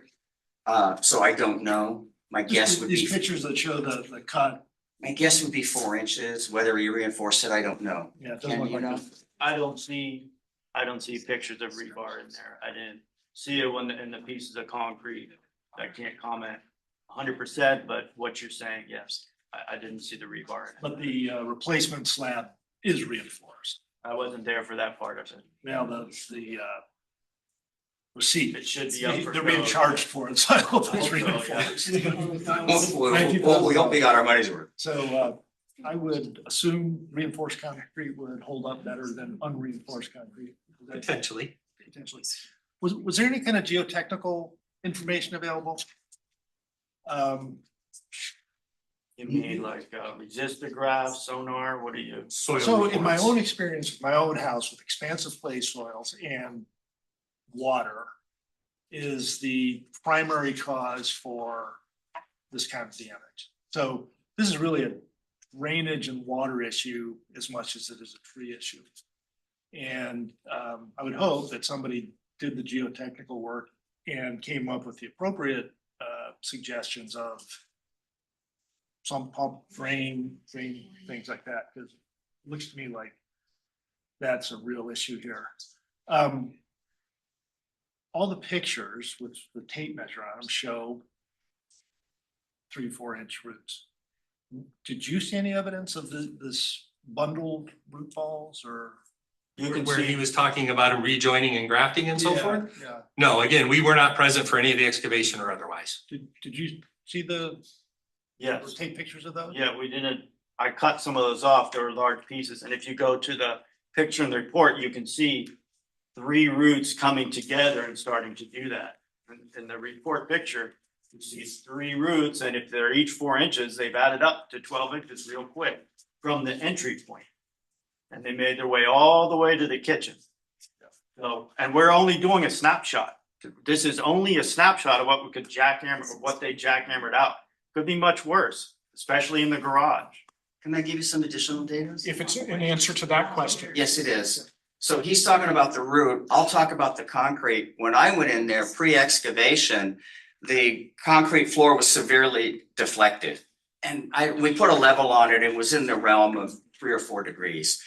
And all I know is, I remember this, is she had a ball and we put it at one end of the living room by the sliding glass door and it just rolled right to her front door. This is a question about the roots. I mean, Well, yeah, but it addresses deflection of the floor as a consequence of. I think most. So the Aldous and the Peach were part of this and they're gone, or? Peach was not, I don't believe, Oh, but the alder was, yes, absolutely. and that was removed? That one was removed. That one was in a state of decline that was probably 80 to 90% dead. Was it a heritage tree? I believe so, yes. So I don't think there was, I think everything else was under the permit size. And the alder was crispy dead, so its roots weren't, it was out competed by the redwoods. Sir, would, I can kind of see into the garage, but not really. Is there any evidence of cracking in the garage floor? I didn't take pictures, but yes, there is. In the driveway, definitely leading up to the garage. In the garage. On the left side of the photo, it's the exit from the garage is cracked also. That's it. Thank you. Commissioner Bryant, do you have any questions? Yes, so, you're talking about a planter box, but when I looked at it, it looked like two walls. And then to the street and to the back, it looked open. So to me, it looked like the concept of a planter box rather than actually a planter box. And I had a question that completely was basically the same as Commissioner Davis. To me, I was very impressed by the concept of the houseboat. So much water in the soil. I would think that has to affect the flooring and the slab and everything that's sitting on it. You did not see that because you did not check the soil. Basically, visually, there's no standing water, but there seems to be water. The soil seems to be wet somewhere.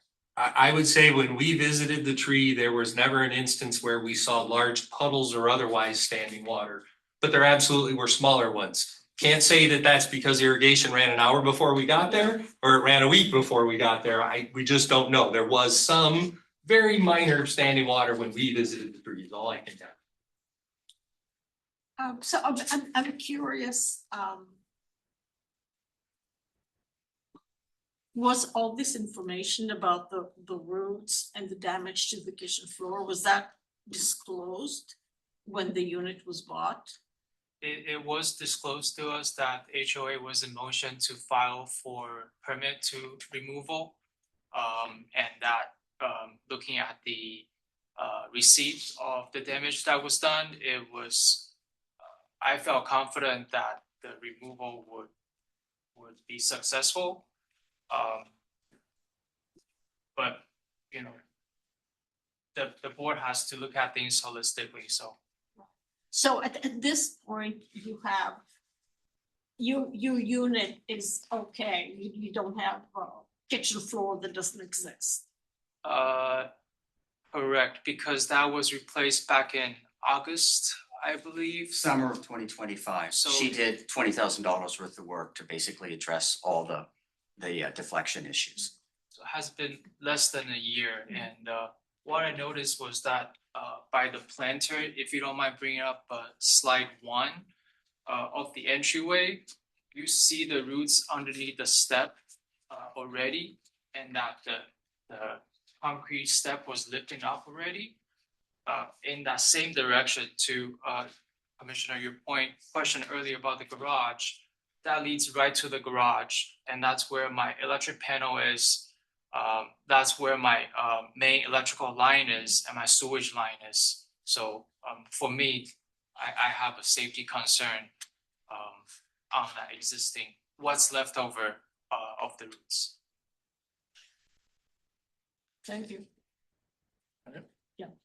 Okay, so I have a few questions. So first question, this is a legal question.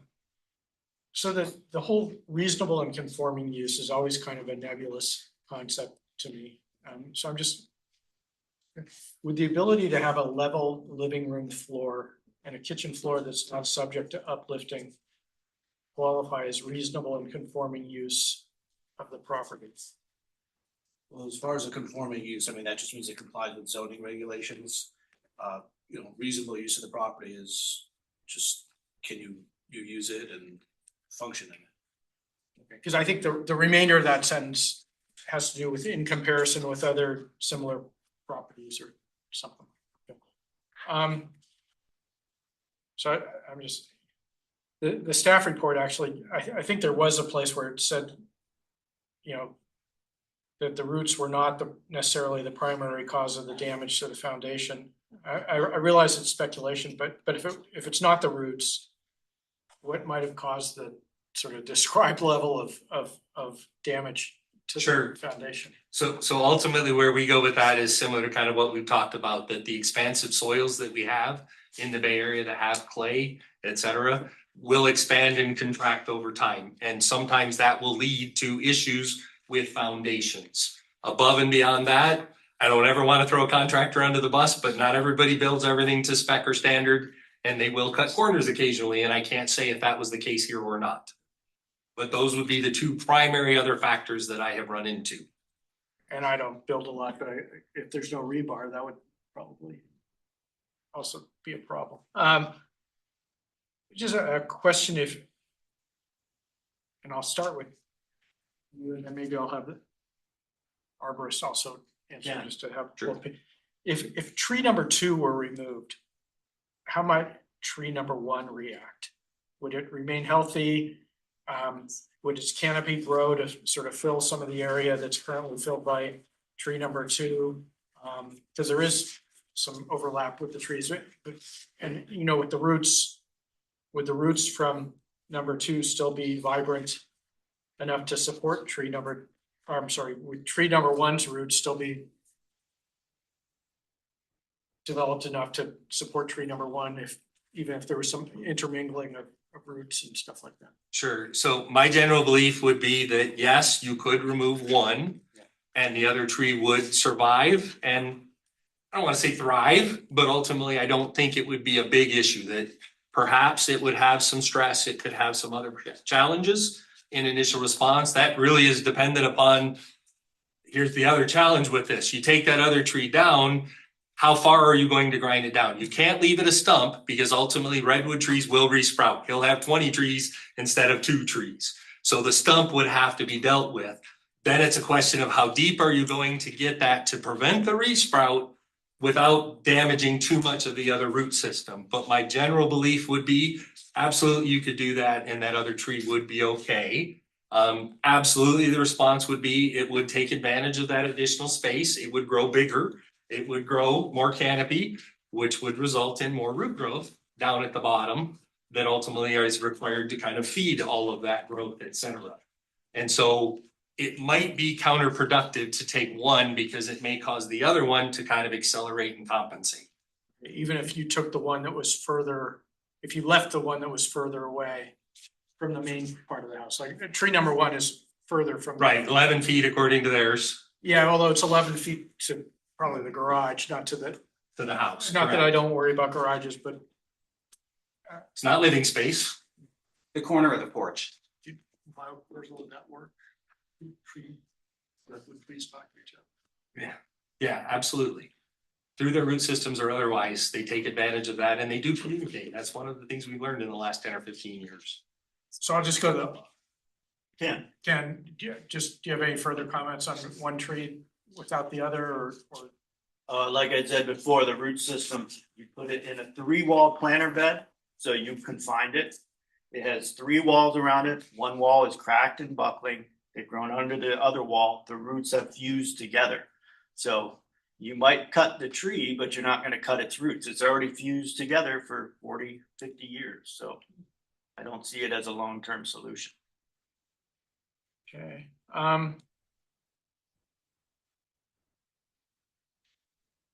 so Ken, sticking with you, there were 3 recommendations in the report. were those in priority order or random order? And I assume that the third one is the last priority. So I mean, you listed I got, root pruning mitigation, you listed getting rid of the trees, and then you listed do nothing. and accepting future damage. Yeah, was that the order that you would do it in? It's the order of logic, and it's the ethical order too, as far as cost involved and the residual risk involved. So yes, this is the preferred order. So you did you did the excavation and stuff like that? They did the jackhammering, I was there with them and cut the roots.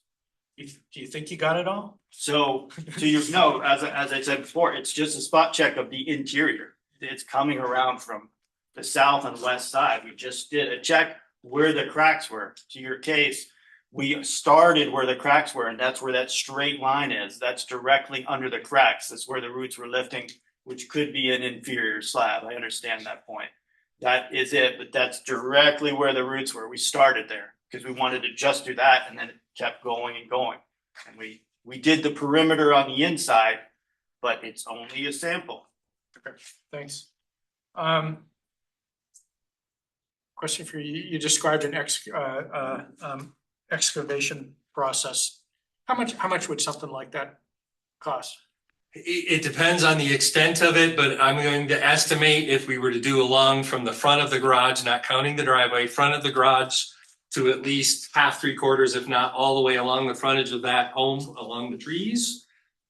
Anywhere from between $3,000 and $6,000, it would be reasonable. It might even go as high as 10. And that's just the excavation, then there would be work potentially on top. That would include excavating, cutting the roots if that was approved, and backfilling. All right, I think that's it for my questions. Any other questions before we? All right, we'll now go back to oh, actually, sorry, public comment. Is there? See if she wants to comment. Or is there any public comment? Go ahead. I will turn in, State your name even though we sort of. I will turn in a card later. My name is Bill Lambert. I'm a resident of the Montaloma neighborhood, and I'm speaking as a resident of Montaloma. I think the commissioners asked some very, very good questions about this. As you know, I've been to a lot of these heritage tree removal presentations. One thing I'm struck at the pictures here, I've never seen so many surface roots around a redwood tree. In a lot of these pictures, I mean, we see raised concrete and things like this, but here we see very extensive surface roots. So I think a lot of the questions appear to be directed that there's a lot more going on than just these trees, that you know, we're talking about sort of ground and drainage and the type of soil underneath.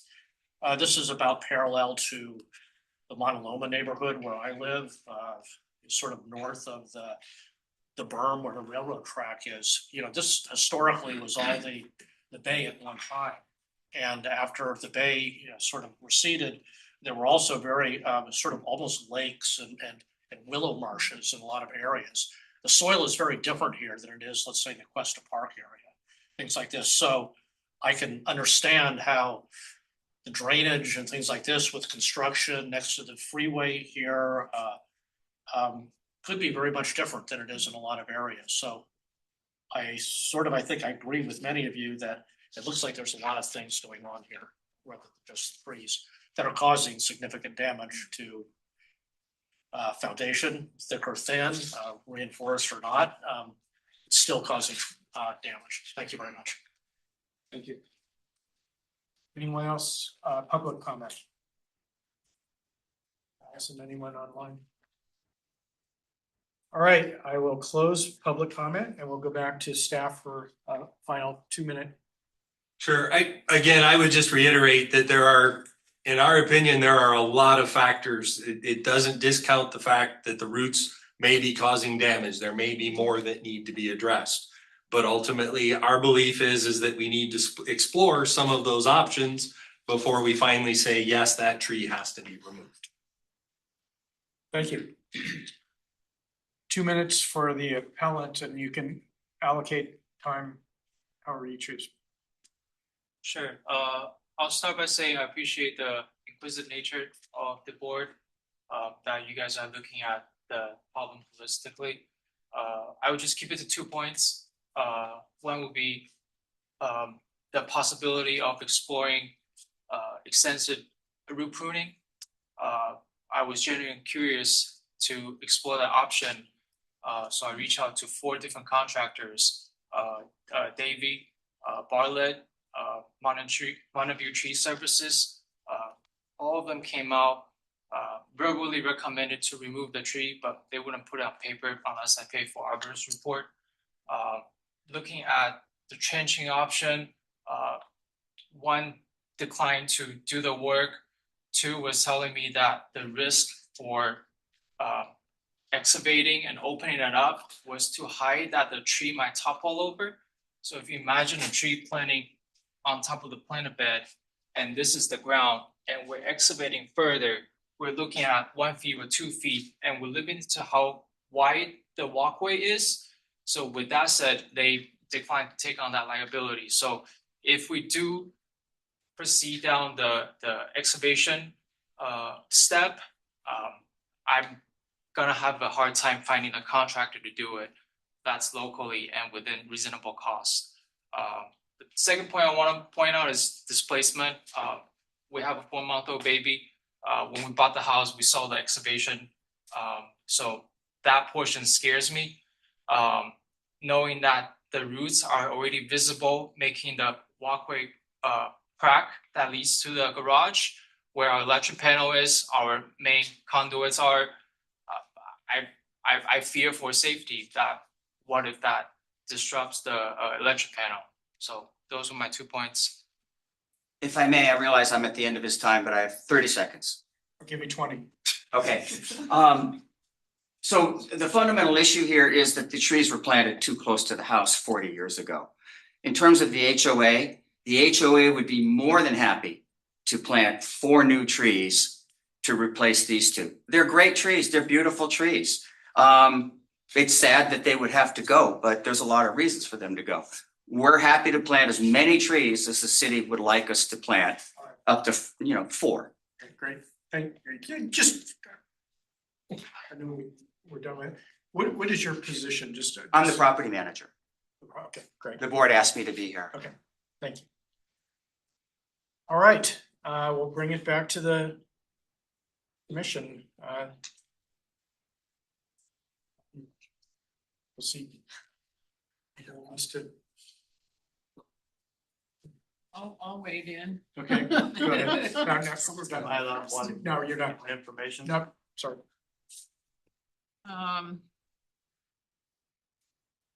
I don't disagree that this is the wrong place to plant redwoods. You know, you could wind the clock back.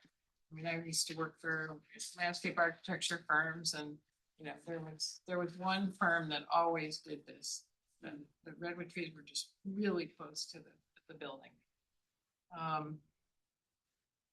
So this is a brain dump now. I don't really have a coherent position, but I was intrigued by Russell's staff's thinking about buying time. Do we get 5 or 10 more years out of a decision? That's something that I think factors in here. One thing that I'm very concerned about is the precedent, because there's a lot of redwood trees. The other side of this development, oh my God, they're 2 feet from the building. We think this is bad. We're gonna have, sounds like those folks are queued up. Definitely listened carefully to the case for removal. This is about as severe a situation that I've seen while I've been on this board. And I also have experience in living with a redwood tree that was probably about 15 feet from my house. In that case, that tree did not have this many surface roots. So I think there's something going on here that is preventing the roots from growing down where they want to be. Whatever it was, they're now up in the building area. In my mind, it probably had more to do with water than anything. Whether it's, you know, shallow aquifer, clay soil, who knows, right? We just don't have any information. But to me, I was very curious why the wall itself is not damaged, because usually when you have that kind of, you know, exploding at the seams thing, the walls crack, they start to tip over, and I can't figure that out. You know, I think there's a question about how far do we want to go to keep a tree? Or 2 trees. I remember a situation from a couple years ago where the fairly large redwood, this was in Shoreline West, so you know, in my neighborhood. Pretty close to the house, it's kind of an old structure, hard to tell what was going on. We required them to keep the tree. We just kind of need more information. I think if we do decide to permit the removal or deny the removal, you know, deny the appeal, agree with staff's recommendation, we should do it without prejudice so that they could return. If they do some of the investigative work that staff's recommending, you know, we don't want to keep them away for a year if we have good information that is coming out. I could agree to removing tree number 2 if I'm not getting the sense that the experts think that would really solve the problem though. So leaves me scratching my head. Russell mentioned that the tree number 1, the closer to the street, would likely survive, but it might cause a growth spurt, and you know, then you'd be faced with the same problem in 5 to 10 years. Well, then we would have gained 5 to 10 years. So I'd like to hear what everyone else is thinking about. This is definitely a head scratcher and warrants a lot of discussion. Thank you.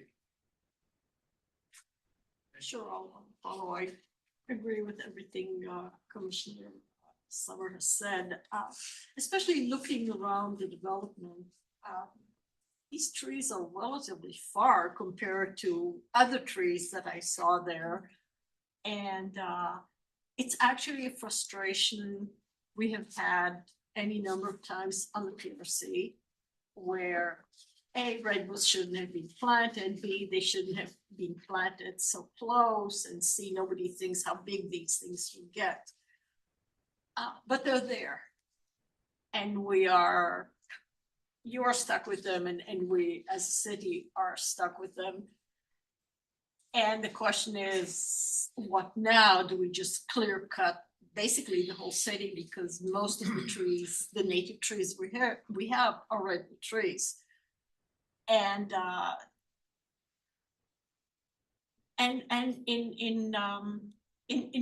to me, the question of the soil and the water, I have real questions about whether, if even those redwoods were taken out, whether that would actually resolve the problems of the soil and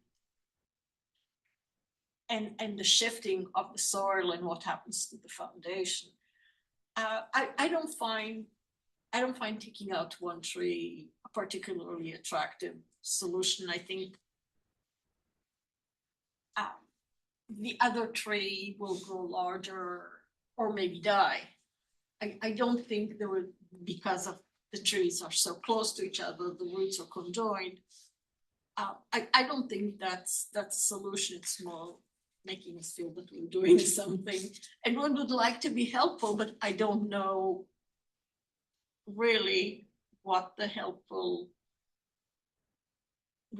would be helpful here.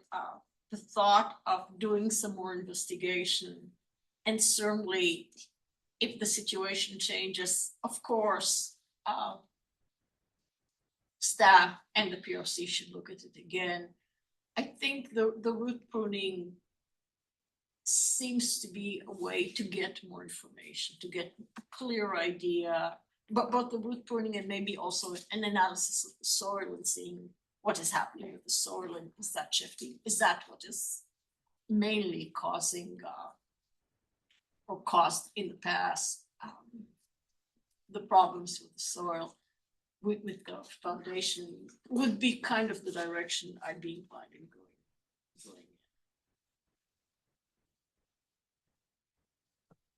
I support the staff recommendation. Further. I think you can take 2 trees out, you still got a big problem, or you have other things to address to resolve the problem. So I don't think taking out the trees is an answer. It's not a complete answer anyway. Okay. So I support the staff recommendation. Of all the PRC meetings, even before my time, this one feels like one of the more complicated ones. So with that, I'll probably do a brain dump as well. Thinking a lot about the soil issue and potential standing water issue. That's why I asked the question, are other units in this little part of the complex or any other part of the complex facing it? And it seems like the answer is no. So I think the trees play a contributing factor in some way or another, or the planting bed itself might have something to do with how the area was graded. I don't know. I think there are conflicting, we just don't have the knowledge and we're not gonna get it here tonight. I wish we could unwind time too and make better decisions and be looking at 4 other beautiful trees that are doing wonderfully today and not be here today. I think there's a lot of sense in having some additional work done, doing some trenching, looking at the roots, considering extensive root pruning. But what I'm hearing is there's nobody willing to do that work. So I'm very concerned what we're leaving the applicant with. If we say we'll go do some additional work, come back to us if you find something new to tell us, if there's nobody to do that work because of the potential risks involved. So I would probably lean that direction if I thought it was viable. I'm not sure. I would also be willing to consider discussing the removal of tree number 2. But again, I'm not 100% sure that's the answer. So that's where my thought process is right now. So let me just ask a question before I get into my comment. That the excavation work that you suggest, would the city ever do that for a charge? Typically not on private property, no. Okay. But since you asked the question, I'm gonna take the opportunity to say there's little to no risk to do the excavation as long as you leave the root system intact. And that's what we're proposing by doing the air excavation or the hydro excavation, is you're leaving those roots intact. So there's no real increased risk until you start cutting those roots or you start doing additional work. And so I will just say I would be fairly confident that I could work with the property owner and try and identify a contractor that it would at least do the excavation. Thank you. That's great. That's helpful. So anyway, so getting to my thought, again, these are mature redwood trees. I think they're, visibly, they're beautiful. They're lush, seem quite healthy. And specifically, in this case, we're looking at redwoods, which fall into a special Mountain View protective category, where only 12 inches of circumference is needed to be a heritage tree rather than 48 or 54. Anyway, and these are over 100. The city code, which we try to follow pretty carefully, specifies that a single removal criteria is just a minimum, and that additional criteria shall be considered in rendering this decision, with the emphasis on preserving heritage trees. Staff, per their report, believes that pruning the surface roots near the front of the entryway would reduce the possibility of future damage. It would be likely safe for the tree, given the smaller size of those roots and the distance from the tree trunks, and staff has also offered, to help locate an excavator if necessary. So anyway, if there were additional root pruning, again, that would supplement the internal root pruning that was done at the time of replacing the slab. The arborist report lists extensive root pruning as the first recommendation, and I was assuming that the recommendations were in the order in priority order, and that was confirmed. You know, this is a hard one, you know, because so much has to do with what's happening underground. And we just don't know. I totally sympathize with the property owner. To me, damage to the internal slab of a home is quite different from damage to a driveway or a walkway, or even the corner of a garage. But at this point, it seems like attempting the mitigations would be a reasonable step before pursuing removal of the trees. Because at the current time, with the pruning that's already been done indoors under the slab, and with other mitigations possible, the removal criteria, I don't think are sufficiently met when you look at the current state of affairs, at least with the roots. And the soil is, again, that's something not only, nobody's even looked at that yet. So that's also an unknown. So again, you know, we're tasked with preservation if possible. And it seems like there might be some steps before we remove. So I'm probably gonna side with denying the appeal. I did have in my notes that I would be open to removal of tree number 2 only. That was what I came to this meeting thinking. But it sounds like that may not be a great alternative just because of the intermingling of the roots. So I don't know about that. But I will say that, you know, after root pruning mitigation, if that was the path that we went on, if there were future slab foundation damage, you know, I would certainly support removal of the trees or the tree causing the damage, because you just can't keep going through it. But hopefully that there's maybe some soil investigation as well. Anyway, those are my thoughts. So I don't know if there are other motion, or if there's a motion or people want to talk a little bit more, we can. Do you want to talk more? Good motion. Well, since I started, I'll just say, you know, I think everyone raised some really good points, and, you know, I do believe that we all have sympathy for the property owner in this case. I'm ready to move forward, on staff recommendation myself. Sounds like you're itching to make a motion. Do you want? I can, if you like, Unless you. anything else. I'll second. I'll move to adopt a resolution of the Urban Forestry Board of the City of Mountain View to deny the appeal and uphold staff decision and deny the removal of 2 heritage trees at 139 Edie Street to be read in title only. Further reading waived. Second. Commissioner Bryant, Yes. Commissioner Davis, Yes. Commissioner Sylvester, Yes. Vice Chair Summer. Yes. Yes.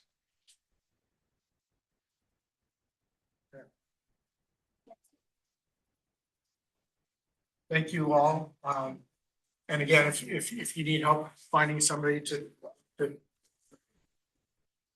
we're gonna take. Thank you all for I'm being giving I'm being asked to take so much thought. Let's do a 5-minute break. What's our official out, Ms. Flynn, what do we get? I'll put 8:15. Come back at 8:15.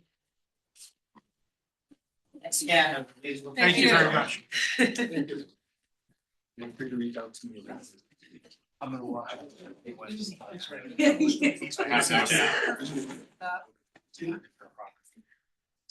Brady. Thank you. Good to see you guys in person.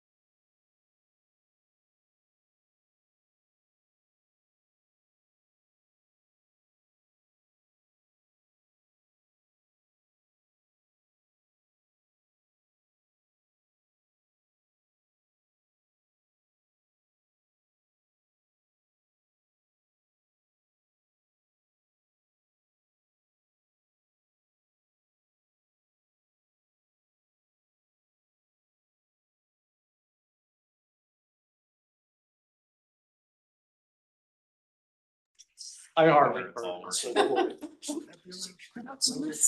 All right, Allison, you ready? We're just testing to make sure we're. He's ready, I'm not.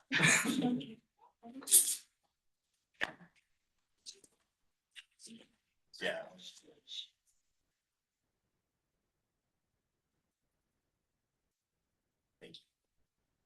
All right, we are.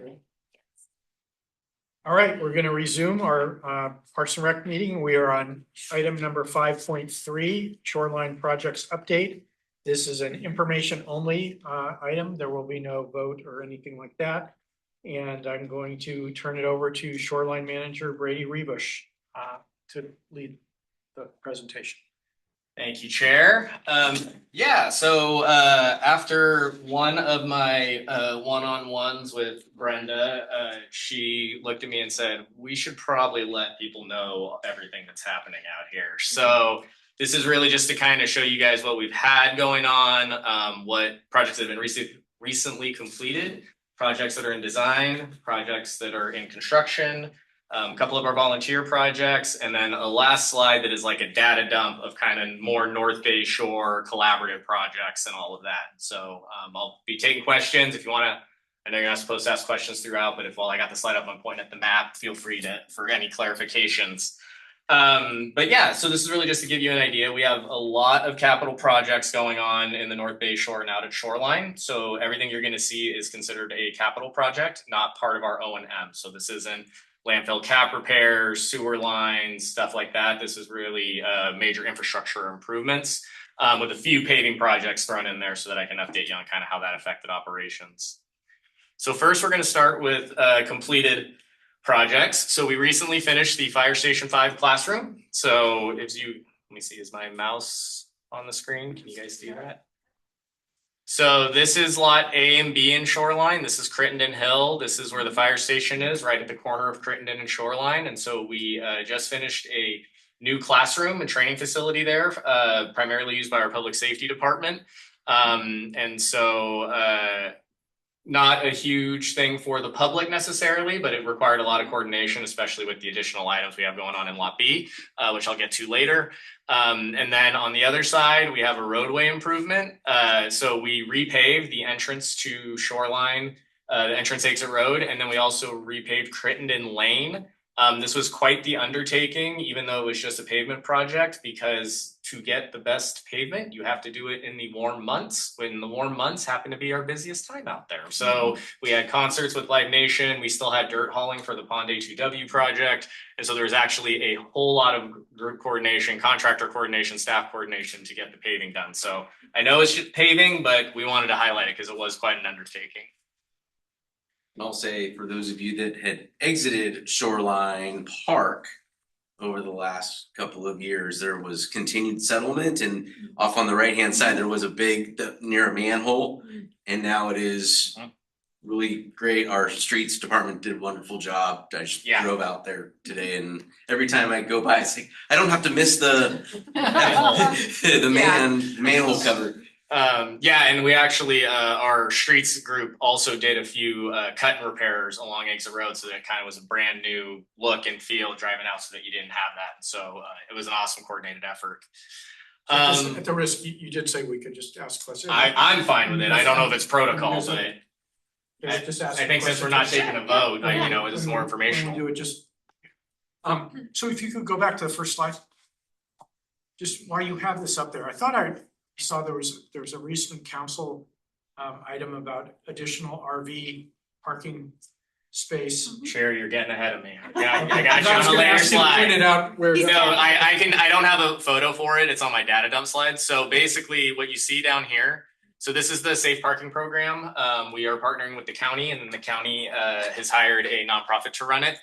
And so what you see down here is phase 1, which is complete. My mouse keeps disappearing. There we go. So what you see down here is phase 1. So we were just approved for funding and for expansion for phase 2. So phase 2 is going to go. That's the only problem with presentation mode. Phase 2 is going to basically go halfway down the parking lot. And we're gonna be making improvements to the parking lot in order to support the RVs. And then there was also some permitting stuff that had to get figured out because they're gonna put in a temporary like shed essentially in terms of size, shape, and what it is for the staff that are overseeing the site to have a facility to be at. And then phase 3 will actually extend pretty much to the northern side of that parking lot. So that entire right side. All of Lot B will essentially be safe parking. We're not going necessarily grass to grass, but Lot B will not have any other uses in it other than the safe parking program. We currently, although we've really reduced it, we did use it for vehicle testing for rentals. We use Lot A for that as well. Live Nation also still uses it for concerts.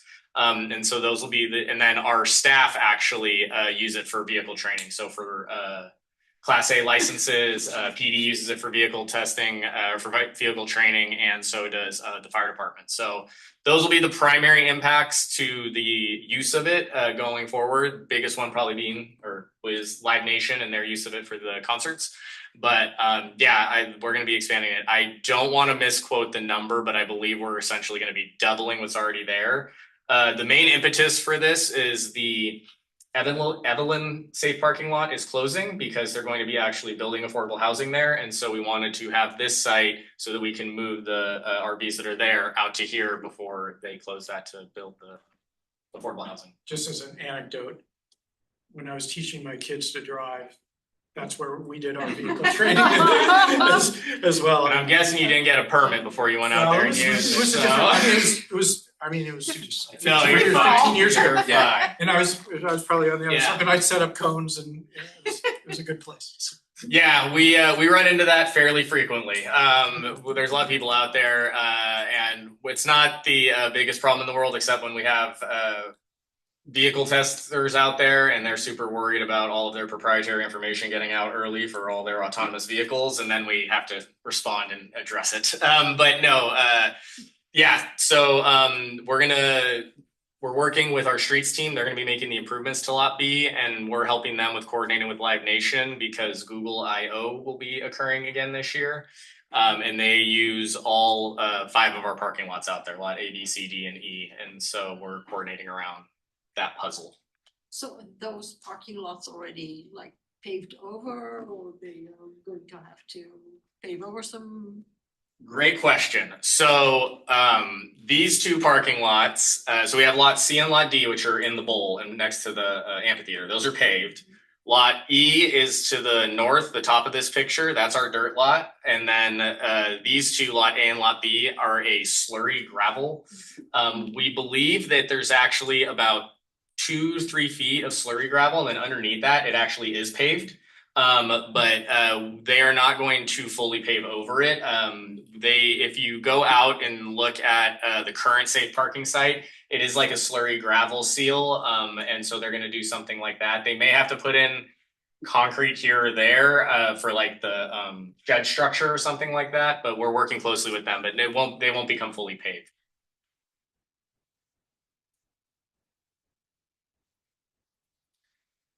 South Bay Salt Pond Restoration Project. So this was a huge undertaking. This actually started when John was in my position. So When I just started your position. a long time ago. And it was a combined effort. So U.S. Fish and Wildlife and the Coastal Conservancy and a whole host of other agencies are doing a South Bay Salt Pond project, which is restoring a number of former salt ponds to saltwater marsh habitat along the edge of the bay. And so they go in and basically build a transition zone using a whole lot of dirt, and then they breach the levees in the salt ponds and it becomes natural tidal flow. As part of that project, the city had a portion of it right along the edge to do sea level rise. And so there was a city sea level rise component, a city stormwater overflow component, And then we got some of the trail redone, and then they did their transition zone. They also built a new Song Sparrow trail that goes right off the end of Stevens Creek Trail out into the bay. And then we also installed habitat island. Well, they installed habitat islands in Pond HEW. So we have more island habitat now around shorelines, which is exciting. And so this project is essentially done. The city parts are all done. There's still some O&M stuff. They're gonna do some volunteer projects out there with plantings for the salt marsh habitat. But we've taken the contractor's gates or locks off the gate and consider it done. But there's still some little O&M stuff we're gonna be doing. But this was a huge undertaking. It had a lot of impacts on shoreline, the contractor and Ducks Unlimited and US Fish and Wildlife and the project team all worked really great with the city of Mountain View. They're a pleasure to work with because this was a huge undertaking. We're really excited about this project. Yeah. So going back, we did start working and talking about this project back in 2009 is how far back this goes. If you recall, there are some summers, specifically like August, September, where the bay would actually smell really bad and it would waft into town. This project will eliminate that happening in the future. With the tidal flow, now that they have breached the levee, there's enough water flow that it's going to keep the water quality high enough. Yeah, that hopefully we'll never have to deal with that again, because there were some years it got really bad, just depending on the temperatures and what was happening. Now I have to show you all the other places that still smell. No. Brady, what's the public accessibility status here? Can you, on the east side, is that trail? Yes, it's the mouse back. All right, I got the mouse back. So basically, this is the Stevens Creek Trail coming up here. This is the Bay Trail peels off. There is a gate right here, and then there's a trail that goes up around this side of the levee up to about here. They actually installed bridges over where they broke parts of the levee to create the natural tidal flow. There's some benches out there and some signage with information. The big thing that we are figuring out operationally is that it is a different jurisdiction and therefore a different set of rules for that trail. And so if you are taking your dog on leash on the Stevens Creek Trail and get to that gate, you must turn around. And so that's the thing we're working out right now, is the jurisdictional kind of rule changes for the general public. But it is a super cool trail, and it's cool to go out there and be that far out in the bay. Any new view areas or infrastructure for? Not necessarily infrastructure, but there are some viewpoints out on the trail that they put in for that people can look at. We didn't put in like scopes or anything like that, but there are some cool little viewpoints that are out there on the trail. Yeah, it's really worth it to go out there and check it out. It's pretty cool. And then on the right is the Moffett-Ameswell connection. So we oversee the O&M of the trail. So there's gonna be a few trail projects sprinkled in here. But this was a big undertaking, a lot of impacts to the trail, a very, very long detour route. And so we were happy that we got this one done and we're able to open this up. This connects to the new Ameswell Hotel, and we're excited about it because it gives us another access point for volunteers and stuff to have parking and be able to get on the trail. So this actually really helps us out with getting our accessibility out there. The North Bayshore Reclaimed Water Reservoir at Charleston Park. This came to the PRC previously, but this is to put in the new reservoir so that we have a backup plan if the plant in Palo Alto goes down. So this will really help with the reliability and sustainability of the recycled water system out in the North Bayshore. And then on the right, this is not probably a big deal to the public so much, but a huge deal to our operations. We're going to be doing improvements to our irrigation pump station. So these two projects are in design. Sorry, I moved from finished projects to projects that are in design. The irrigation pump station is going to be getting new pumps, be on a new system, and we're just really excited about this. So all of the irrigation for Shoreline Amphitheater and Shoreline, including the golf course, flows through this building. And so we actually pump reclaimed water into that irrigation pond that is on the golf course just to the north. It is then pumped into this station where it's mixed in a wet well with domestic water, and then we distribute it out across the rest of Shoreline. That is a separate line than the rest of North Bayshore. So the recycled reservoir is going to really help with the rest of North Bayshore. The pump station upgrades are for me and my team selfishly. So we're very excited about that one. Back 9 golf course landfill gas collection system replacement and golf course renovation. Wish it had a shorter name. This is a large undertaking. So the landfill system on the back 9 of the golf course basically needs a full retro upgrade renovation. Because we have to go through the full CEQA process and because there is going to be extensive construction going on, we're going to take that opportunity to also redo the back 9 of the golf course. This also allows us to sync up the irrigation, the drainage, the contours, and the landfill system, which is really important. Standing water on the landfill system is really bad for the cap, so we don't want to have any puddling. So we're going to be able to combine all of that together into one. We are just starting the design process for this one though. So this is probably still 2-3 years out. It's going to be a little while before there's any construction. We also expect the CEQA process to potentially be very extensive for this one. So, but we're excited to have such a large project, be able to address the golf course and really fix an area of the landfill system that needs it. So you just redid the green on number 12. Are you Yes. gonna redo the green? Probably not. The intention is not to. There's also not a ton of landfill infrastructure right next to that green. So we're hoping to keep that green. It's more going to depend on how creative we get with the layout of the course. So we can't make a lot of changes to the golf course because of the landfill infrastructure. Right now, the landfill infrastructure runs along the holes. We don't want to put a well right underneath the green and then have to dig up the green every 2 years to fix it. So I don't think there'll be a lot of changes, but we've talked about like switching hole 10 and hole 18 so that you can see the tee box for hole 10 from the pro shop in case we ever have to switch the front 9, back 9. And so all spaghetti against the wall and spitballing. Like I said, we just started the design process, but if we end up reorienting the holes, then we might switch it. That would probably be the only reason. If hole 12 stays exactly where it is, we would not touch the green. The design, is that in-house? Robert Trent Jones. It is Jones. Yes. The third? Second. Who did the front 9 previously, right? But not the back 9. He did. I don't remember. I I'd have to was go not back part and of look. Yeah. I believe he did.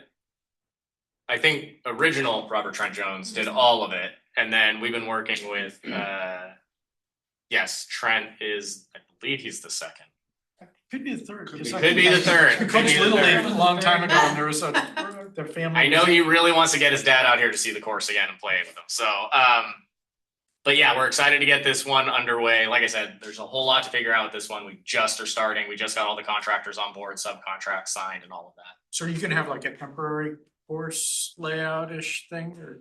We will probably have to drop to a 9-hole course during that time, but that'll be all TBD how we handle that. And we'll be coordinating with the golf course operator on that. That'll be a couple years of construction, right? It'll depend. It'll depend on the changes. We're hoping it's not a couple years, but I would be remiss if I knew the answer to that directly. So Yeah, again, through this process, we'll have to identify just how long it'll take to put in that new infrastructure for the landfill. And then come in and complete the job Yeah. with the Do golf you have a course. sense of how much revenue gets dropped for the city from? I don't at this time. I can look that up. I just don't. I don't remember the numbers off the top of my head. But and I'd also have to. As we get through this process, we will have to be looking identify at that. that. Yeah. Yes. Most of the time it's being closed down. Yeah. But it would be, you're thinking you would shut down the whole 9 holes as opposed to put in a temporary par 3-ish, some little par 3 holes and stuff like that. That is the plan, mostly one, to speed up the work, so that way the land, because one of the things with the landfill system is if we give them full access for their vehicles, then, you know, if they're trying to work on hole 15 and they can drive across hole 13 and 14 first, it goes a lot quicker than if we make them drive on the cart path and try to go around. So the idea is that the project will go quicker. The other side of that is that due to our limited space, we don't really have any place to put a 19th hole or to kind of make it work while we're going. And so it's been explored. We pretty much have determined that we have room for one additional tee box and not anything else. So I can give you a third of a hole, but I can't give you a hole. And then Shoreline Golf Links parking lot repaving. Oh, yes, go ahead. I Sorry. hate to dwell on this. Do I assume the driving range remains open? We are expecting it to. It's gonna come down to when we get into the design and the construction if we need to close it. The hope is, because we recently redid the driving range and there's technically not supposed to be a whole lot of landfill underneath that, but it's gonna come down to when they're assessing the landfill system what they need to touch. We're not planning on touching it as part of the renovation. But it'll come down if we have to get in there and do anything with the landfill system. The parking lot repaving, I put this one on here because it's one of our classic shoreline projects where it sounds like we're gonna come in and just pave and stripe, and it should be a rather quick project. It is over 1,000 square feet, so it is triggering stormwater. State of California requires us to do stormwater mitigation for it, so we're gonna have to do bioswales and other items. And as we just discussed, we don't have a whole lot of extra space to put anything new, so we have to get creative with that. We also are going to be doing landfill repairs while we're doing it. We also have the solar panels that are out there, and because Shoreline is the age that it is, we also have to look at ADA improvements and making sure if we touch the parking lot, we have to look at ADA. Because we are on a landfill, very few things are flat, so we have to make sure that everything is synced back up. And so it's one of those projects that a lot of people have been like, when are you guys going to pave it? I'm like, when I have enough money to do all of these things. So we're figuring that out with our public works group now. Shoreline Cove and Hill restoration. You guys may remember from a couple years ago, we did the new dock project. We dredged, we put in all the erosion control over there. This is kind of the last piece of that. So where all the dirt is up top, it's in conjunction with the Scout project, which I'll get to on a later slide, is going to be just finishing off the erosion control. And so we'll be putting in some grasses, we're doing irrigation, doing some leveling out of the dirt, and basically just restoring it so it doesn't be an uneven dirt that blows into the lake. And so, but because there is those earthwork considerations, and because we're looking at irrigation and drainage issues, and the drainage had to be analyzed with the recent irrigation control, our public works group is involved in. It's a capital project. Salient Lake Island restoration, I don't plan to spend too much time on since we've already covered that with the PRC, but that is moving along. On my last slide, we are going to move forward with the water control structure portion first. So you may remember that when Raymond Wong brought that to you, there was the design of the island as part of a greater water control structure design that does the inlet and outlet of the lake, the tide gate up at the out of the bay, and a few other improvements. And so we're going to move forward with that first. We received some federal funding for that, so we kind of need to move on that while we got the money. But also that'll make sure that the lake is in good condition when we go in and actually address the island and make those improvements. And we feel a little bit better about it since we have the new islands that got put in with the Pond A2W project. So we do have more island habitat around shoreline. Our public works department is starting the process to update their shoreline landfill master plan, which is a plan, so it shouldn't have any construction as part of it, as far as I know. But one of the things that we are addressing that affects our world is they're looking at the shoreline athletic field. We've noticed over the last 12 to 18 months a speed up in the settlement of the field, and so the field's getting a little more uneven.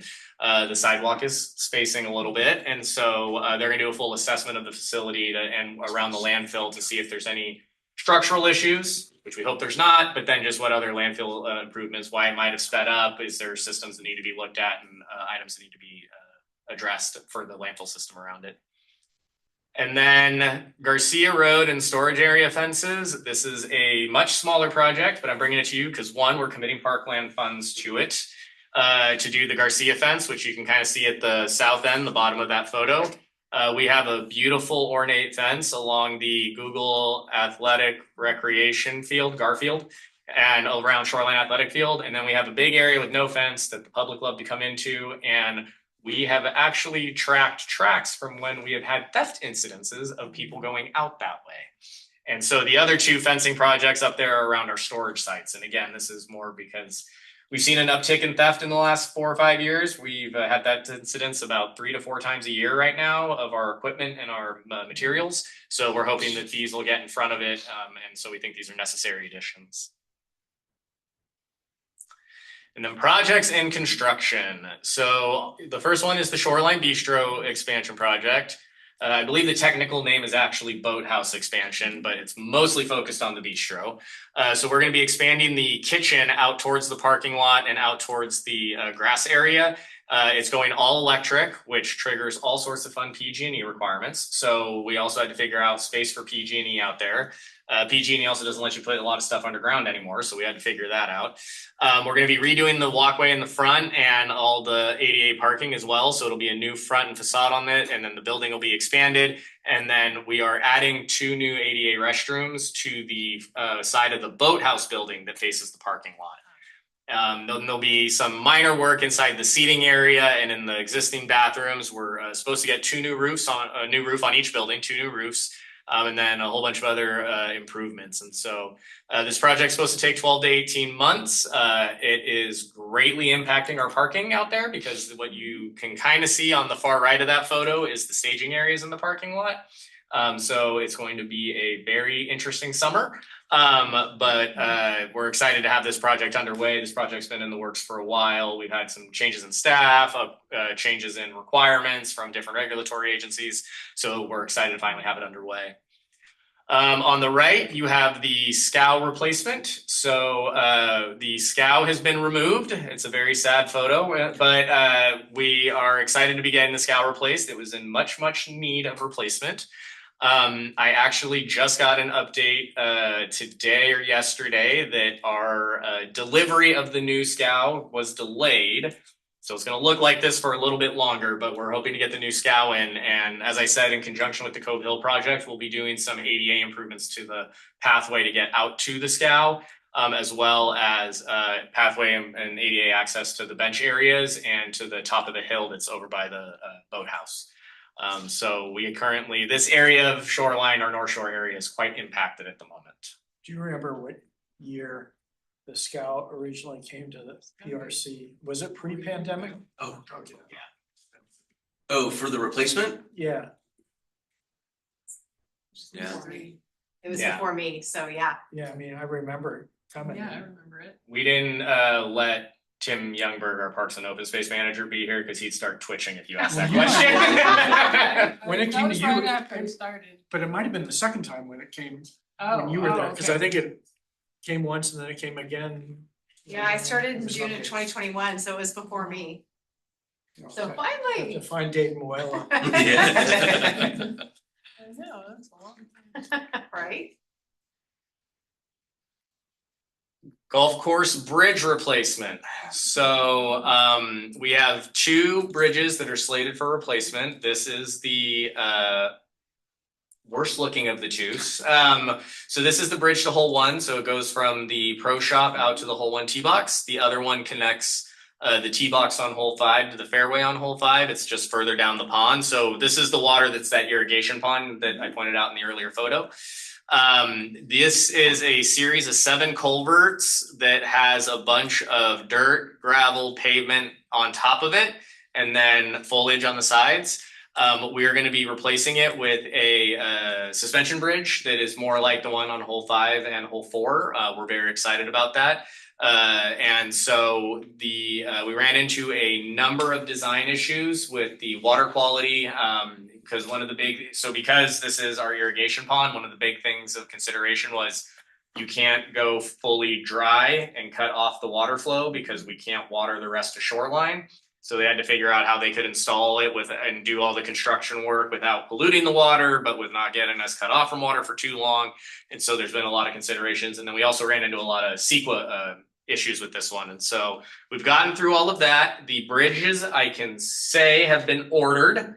So they are being fabricated right now, and we are on track for fall. California Fish and Wildlife will only let us work on this after nesting season because this is habitat for San Francisco common yellowthroat. This has been a long time coming. We've tried to limp this along for a period of time, and the culverts underneath finally, at least, were collapsing over time. That we were not anticipating. No. So I guess I should explain the picture better. So what you're seeing here is from continued repairs and adding additional pavement and all that to the pathway, and given the age of the culverts underneath, what we had 2 years ago, 2.5 years ago, was one of the culverts collapsed and created a big divot. Our staff were actually able to crush it down, lay bedrock, and reconnect the path. Unexpected consequence, or probably expected, but not much my smartest day, is that it put more pressure on the other culverts, and then another culvert collapsed, and so we stopped because, again, if all of the culverts collapse, we can't get our irrigation water, and so that was why it looks like this, why we've sectioned off the bridge, and why it's not been in use for anybody. So we are very excited about this project, and we're happy the bridges are being fabricated, and we're on track for the fall. Gas header replacement project. This one again didn't have much effect on the public, but this is behind our maintenance building. Our public works team installed a new straight gas header. The previous one had a bunch of U-turns and all sorts of weird stuff in it, and so they straightened it out for better gas flow. This goes directly to the flare station. And so it required a lot of staff coordination, and they did a great job with it. But I just figured I'd highlight it. But hopefully the public has no idea it's there and never smells anything. I guess they wouldn't, but yeah. And then volunteer projects. So the Guardian Project is a nonprofit that does the vast majority of our work in the 9-acre site. That is our area, right? Is my mouse gonna pop back up? So it's in our Burrowing Owl Preserve. So they've been with the city for years, and they really work on enhancing the foraging habitat to support the owl population. So the 9-acre site is our primary Burrowing Owl Preserve, and then that whole area on the map, that upper corner, is the Northeast Meadowlands, which is fenced off. That's where the majority of our burrowing owls are located at Shoreline. And so they're a great group. We have a bunch of long-term volunteers with them. They also get corporate groups out. The picture on the right is of a little couple greenhouses we have with them. So they help us propagate our own plants and help us with seeds. And so they're a great group that we volunteer with volunteers with us ongoing. Grassroots Ecology, we currently have 2 projects going on with them. One is funded by Valley Water. It's a habitat restoration project of the upland around the Mountain View Tidal Marsh. And then the next one is the Coastal Conservancy grant funded habitat restoration, where we're going to be working on the north side of the Tidal Marsh. And then they're also going to help us with our Habitat 2. So that blue blob down on the left side of the photo there, that was formerly an irrigation pond that was drained for grassland habitat for when the Shoreline athletic fields went in. And so we're going to be just putting a lot of love into that to help with that area. And so we're really excited about this. Grassroots has been great to work with. They're the leads on the grant. And so that's very nice for the city staff to not have to do all the tracking, payment, invoicing, and all of that. So we're very thankful to them. But then we provide support services like making sure they have irrigation and that sort of stuff. And then we have the Shoreline Athletic Complex adjacent site. So if you drive up to the parking lot at the Shoreline Athletic Fields, on your right, at the side of the parking lot, that there's a fence. That was a former restoration site that we put a lot of time in with the youth corps group out at Shoreline, and staff didn't have time. We didn't have the youth corps program anymore, and so it kind of became overgrown. It became very overgrown, and so we're now using that as a volunteer site for various groups. It's actually a great site for larger groups because they can park in the Shoreline Athletic Field parking lot, and there's a gate to get right in. And it's also not as sensitive a habitat, so we can take our more inexperienced groups, or maybe groups with younger kids and such, out into this area, and they can help us with plantings and weeding and irrigation and whatever, depending on the size of the group and the capabilities of them. And then we have our trail projects. So we have a monthly work day on the trail that we've started with volunteers that our trail maintenance worker leads. They depending on the size of the group and what we have going on, it may just be trash pickup, it could be plantings, it could be weed eating. And then we have the Sleeper Avenue Trailhead pollinator planting. So we spent a good amount of time at the Sleeper Avenue Trailhead. We made it a monarch way station. We had an Eagle Scout do a project out there. We've had a number of other groups go out there and do plantings and weeding and such. And then we also, before I move to the last one, we also have started working with the Humane Society of Silicon Valley. They are starting to become a regular volunteer group, and they're kind of fun because they want to pull weeds that affect dogs. And so whenever we need something specifically pulled along the trail, they come out and they get a group together and they'll take them out for us. And so, and then the last one is one that we're very excited about. We are currently putting together an Adopt a Trail program with the Friends of Stevens Creek Trail. So they will be leading the program. We will be supporting it. But that way they can coordinate with different nonprofits. They have a little bit more wiggle room than the city does for being able to get folks to be able to adopt the trail. And so we're kind of excited to see how that program goes. And we're working on that in an agreement with them right now. And we have a good framework, so I'm not going to spoil it quite yet, but we're excited to get that program underway. Can I ask you, Brady? Yes. So like Friends of Stevens Creek Trail is an established group. Grassroots ecology is an established group, but when you say various groups, how do people connect with the city, or is there a list of projects that you then go down the list and say you can do this project? What is like the format of this? Great question. So the city uses a platform called Service, which is how we get some of our requests. Other requests are just emailed to us through our Trails email. And then usually Matt Silva, the shoreline supervisor, kind of picks the site and the activity based on what the group's looking for and what their capabilities are. And so if he has, what do we just have out there? An honor society.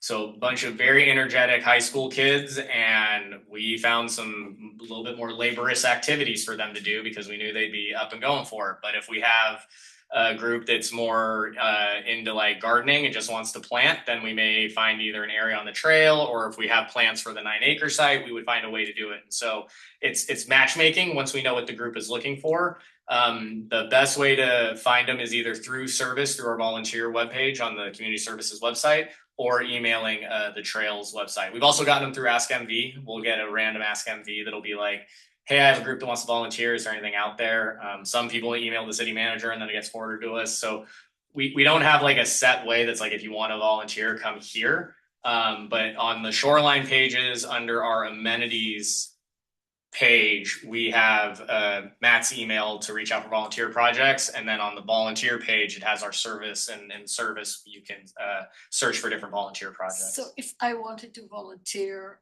I would look at Service. And where would I find that? Yes, as an individual. I can send you the link, but it's on the community service web pages volunteer page. Okay. But as an individual, sorry, I was mostly talking groups. As an individual, you would go there. It asks you to create an account. We really like it because when you create the account, you sign our waiver, and then we don't have to worry about it when you come out. And then through there, it has a list of volunteer opportunities. And so if you just click environmental or trails, and then you'll get notifications when we post stuff if you click it So too. volunteer would be for individuals, but if it was a group, Then they would probably email the Trails email, or go through Ask MV, and we would get it that way. Great, Yes. Or email Matt directly. I'm pretty sure his email's still on the volunteers webpage, but we updated it recently, so that's why I don't want to confirm that. But yeah. And then this is my fun project map. So this is a blob of everything we have completed in design, under construction, and volunteering. And then this is my data dump slide. So this is the our interagency and North Bayshore project. So as I mentioned earlier, we finished Pond A2W. We are now working on Pond A1. Pond A1 is going to be a little bit more extensive due to the sea level rise portion that the city needs. And then it's also looking at the levee between Charleston Slough, the water body the marsh habitat to the west, and then also performing the other stuff that was done on Pond A2W. And I also believe it's a larger perimeter than Pond H2W. So this is gonna be an ongoing one. They are currently bringing in dirt down San Antonio Road and down Terminal, so they won't be coming in the main gates or going through there. But if you've been out to Shoreline and walked on the west side of the lake, you may have seen some fences up or possibly dirt trucks driving there. So that is going to be ongoing for a while, because we're gonna need a whole lot of dirt to create the transition zones. It's not only the transition zones, it's also the existing trail from the backside of the sailing lake to the Terminal Avenue side. That's gonna be built up significantly compared to what it is right now. We're talking what, 8 feet? No, more, Yeah. 12. Yeah. Yeah, it's a significant increase, so just that alone, yeah. Yeah, if you remember, if you've been out there and you're going along North Shore and then it kind of comes down to the lake, that whole area has to be to the backside of the lake. That whole area has to be raised to where the top of that going down is. So it's gonna be an extensive project. It's gonna be a multi-year project, but it'll be great for the habitat transition zone when it's done, and it'll be great for our sea level rise, and hopefully we'll get some new trails out of it. And plus, Same place, but nicer, and Flood yeah, protection. and flood protection, and so it's a big undertaking, but it's gonna be a really great project. Shoreline water control structures we talked about with the island, safe parking expansion we talked about, bunker renovation. So one of the things we're looking at doing is doing a full renovation of all the front 9 bunkers. They have a lot of them have shifted and adjusted due to landfill settlement, and a number of them have gotten contaminated from the squirrels. So we're going to be redoing. Squirrels love to dig down and then dig out, and then it's no longer sand; it's dirt. And so we have to figure out a way to get those back up to par so that they're shaped well and have new sand. And we're going to put a liner on the bottom to help preserve the sand with the shifting and the settlement. In North Bayshore, we have stormwater pump system realignments. I'm not going to go too deep into this one, but essentially we have a stormwater pump station in the amphitheater. We have one at the end of the Charleston Retention Basin. We have one at the end of Elot, and we have one on the corner of Vista Slope and Amphitheater Parkway, and we have one in the high level ditch. And we are looking to improve the connections between all of those. And so, without getting too deep into the technical of it, but it's going to be a large undertaking. Some of it is due to stormwater requirements from the state, but others of it are us just doing our due diligence and getting in front of future problems and making a better stormwater system. Project Home Key, this is technically Palo Alto's, but it's right on San Antonio Road, and it required coordination with the city on San Antonio Road and utilities and stuff. And so it's very close to Terminal and the Terminal Coast Casey restrooms that are out there. And so we just highlight it because we're anxious on when people start showing up there. And then trails, we have the Stevens Creek Trail, Wisman Trailhead Erosion Project. Yeah.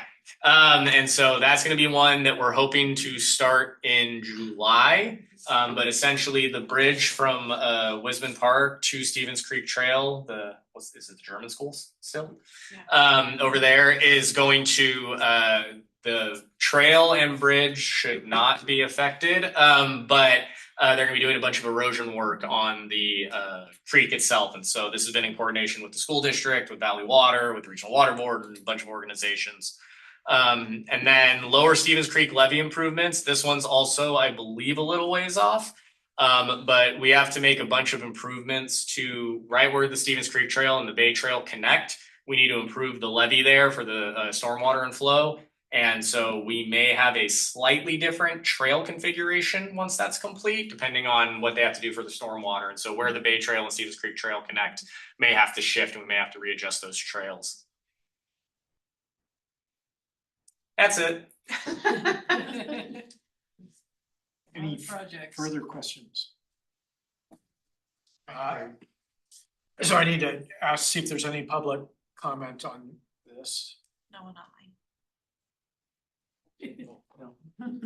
All right. Well, Warm all down for you. yeah, thank you very much for the report. Maybe next time, maybe we can even do a tour or something.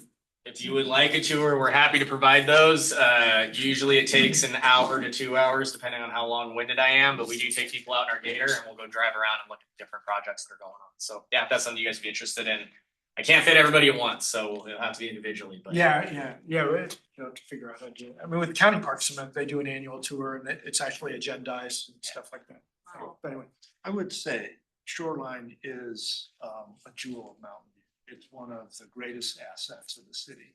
And so thanks for all the stewardship and maintaining and improving it. Yeah. It's a great asset. Thank you. Yeah, we have a great team out there. Takes a lot of coordination, a lot of different groups. You know, a lot of people don't realize having a wildlife and recreation area over 5 different utility systems with 3 different operators of recreational activities, and now we've added in safe parking, and you know, it takes a village, and we're fortunate for the folks we have working on it. thank you very much for that update. Thanks for coordinating. It was a good item for us to have. All right, turning to item 6, mission staff announcements. Director Marchant, do you have anything? I will be brief. Our spring swim lessons have started, and they started this Tuesday. We had 862 participants enrolled, and I don't know if we've shared this well, but every spring we have increased the number of available spots, especially with the new pool. So this is certainly a new high of participation for us. The spring volunteer, speaking of volunteers, the spring volunteer fair will be taking place on Saturday, April 18th from 10 a.m. to 12 noon. That's taking place here. So for folks that are interested to learn more about how to get involved in city and other volunteer opportunities, it's a great place to go. And then we're bringing back the Multicultural Festival on Saturday, May 2nd from 11 a.m. to 3 p.m. Civic Center Plaza. Very similar to the events that we've held previously. And then staff from a number of departments are currently working on a way to activate downtown and other areas of the city for the World Cup that's taking place this summer. Ways to, as I said, activate downtown, get the businesses involved, but then also working with our own youth sports organizations to create some community opportunities to learn sports, specifically soccer, at different areas and trying to engage the community in a different way. And so we're looking forward to finalizing those plans. And so more to come on that. Do you have anything? A couple things. We are working with Public Works on the second community meeting for the Montaloma Park improvements projects, Montaloma Playground Improvement, whatever the name of that project is, and also for the Thompson Park that will be built. So more to come on that, but we're talking with them about those things. And then also, this isn't super exciting, but for us it's exciting, but we've been talking about getting a software system for all of our work orders for parks, forestry, for public works. We have been working with paper since I've been here, since forever. We have an agreement in place. We've issued a purchase order, which is a big deal. So we're now starting to talk about implementation, and how this will affect the public is we're hoping to be able to put more information, whether it's GIS, so we can have interactive maps and things online. So this is just starting right now. We're gonna have to work with training our crews. We're getting some iPad and equipments where they can have that in the field, be able to take pictures of problems. We can address them much quicker, have a tracking system, but also have a better interface with our public on providing that information and making it more accessible to them. So yeah, I'm really excited. Huge kudos to Tim and Brenda. They are the ones that really spurred bringing this forward. And then once we were ready to launch, we were at a critical point in that process when the Public Works and some other departments said, that sounds amazing. Can we jump on board too? So that was actually a great collaboration to Yeah. kind of take a pause, but then it was their facilities hopped on board, their streets, their utilities. So it's been a very collaborative project, which means it just took a little bit longer. But we found a system that both of our departments can utilize, and now we're figuring out the implementation, which is gonna be in phases. So yeah, this is something I started within like the first 4 months. I was like, what? We're on paper? So I'm really excited about this, and again, making some of these maps and information available to the public will be really cool. Yeah. Do you have can you give us a little bit of a flavor of our upcoming agenda items? Yes. And I assume that July and August are off, Correct. correct? No Yes. meetings. So for next month, we'll be coming back with, and Allison, tell me if I'm wrong here. We will be bringing back the public safety building, tree mitigation. We will be talking about budget and parkland and part of the budget is CIP commitments. Yes. And are you adding? Are you still planning to add a meeting? So we are looking to add a meeting, but not in April. We were able to add that public safety project item to the existing May meeting, but we are probably going to have to add another meeting in May or June, so. We had some recent heritage tree Yeah, so we have appeals come through. two more pending tree appeals, so we're gonna pull staff and then pull you for potential available dates. So if you know some dates that you're not going to be available in May or June, send them my way. If you're going out of town or anything like that. I mean, just amongst the commission, is there any preference to having an extra meeting versus going a little bit longer on one of them? What do we have in June? We have the, Our extra potential meeting is gonna have 3 items, so I think it would be Yeah, that's difficult only for us. But it would be 2 new tree appeals and then the work plan. And the current June meeting already has 2 appeals and a presentation from Canopy, and then the recent park design evaluation item, the new one. So we're pretty. Okay, yeah, no, I mean, Yeah. four tree appeals and, yeah. Yeah. All right, Joe, you can be a committee of one. Yeah.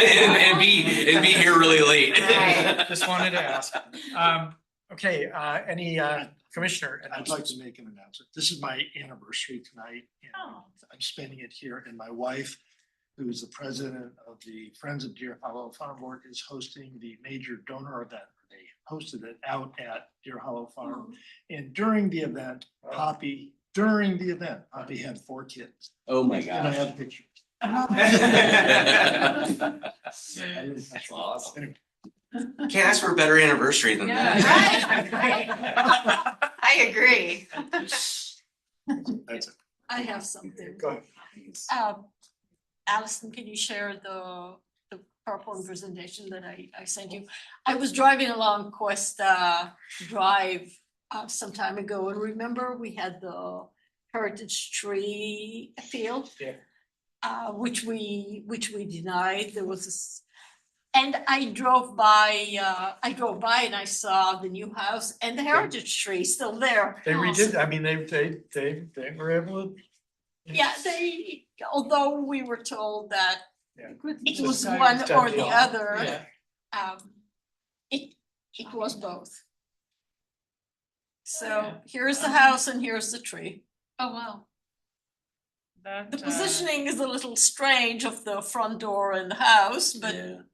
it's a They made it beautiful work. there. Yeah. That's the modular home Yeah. builder. They Yeah. built one across the Oh. street from me. It's And- actually it goes up in a day. Yeah, Yeah. they did one Yeah. just off of Rainstorf, and it's incredible how fast they go up. I think it was a liquid Liquid amber amber. or something. Oh, like liquid that, yeah. They're actually building these, there's 2 of them being built in my neighborhood right now. Yeah. But anyway, I thought I'd share Yeah, that. thank you. Well, thanks, Hamid. Yeah, that's great. Thanks for speaking. Any other announcements?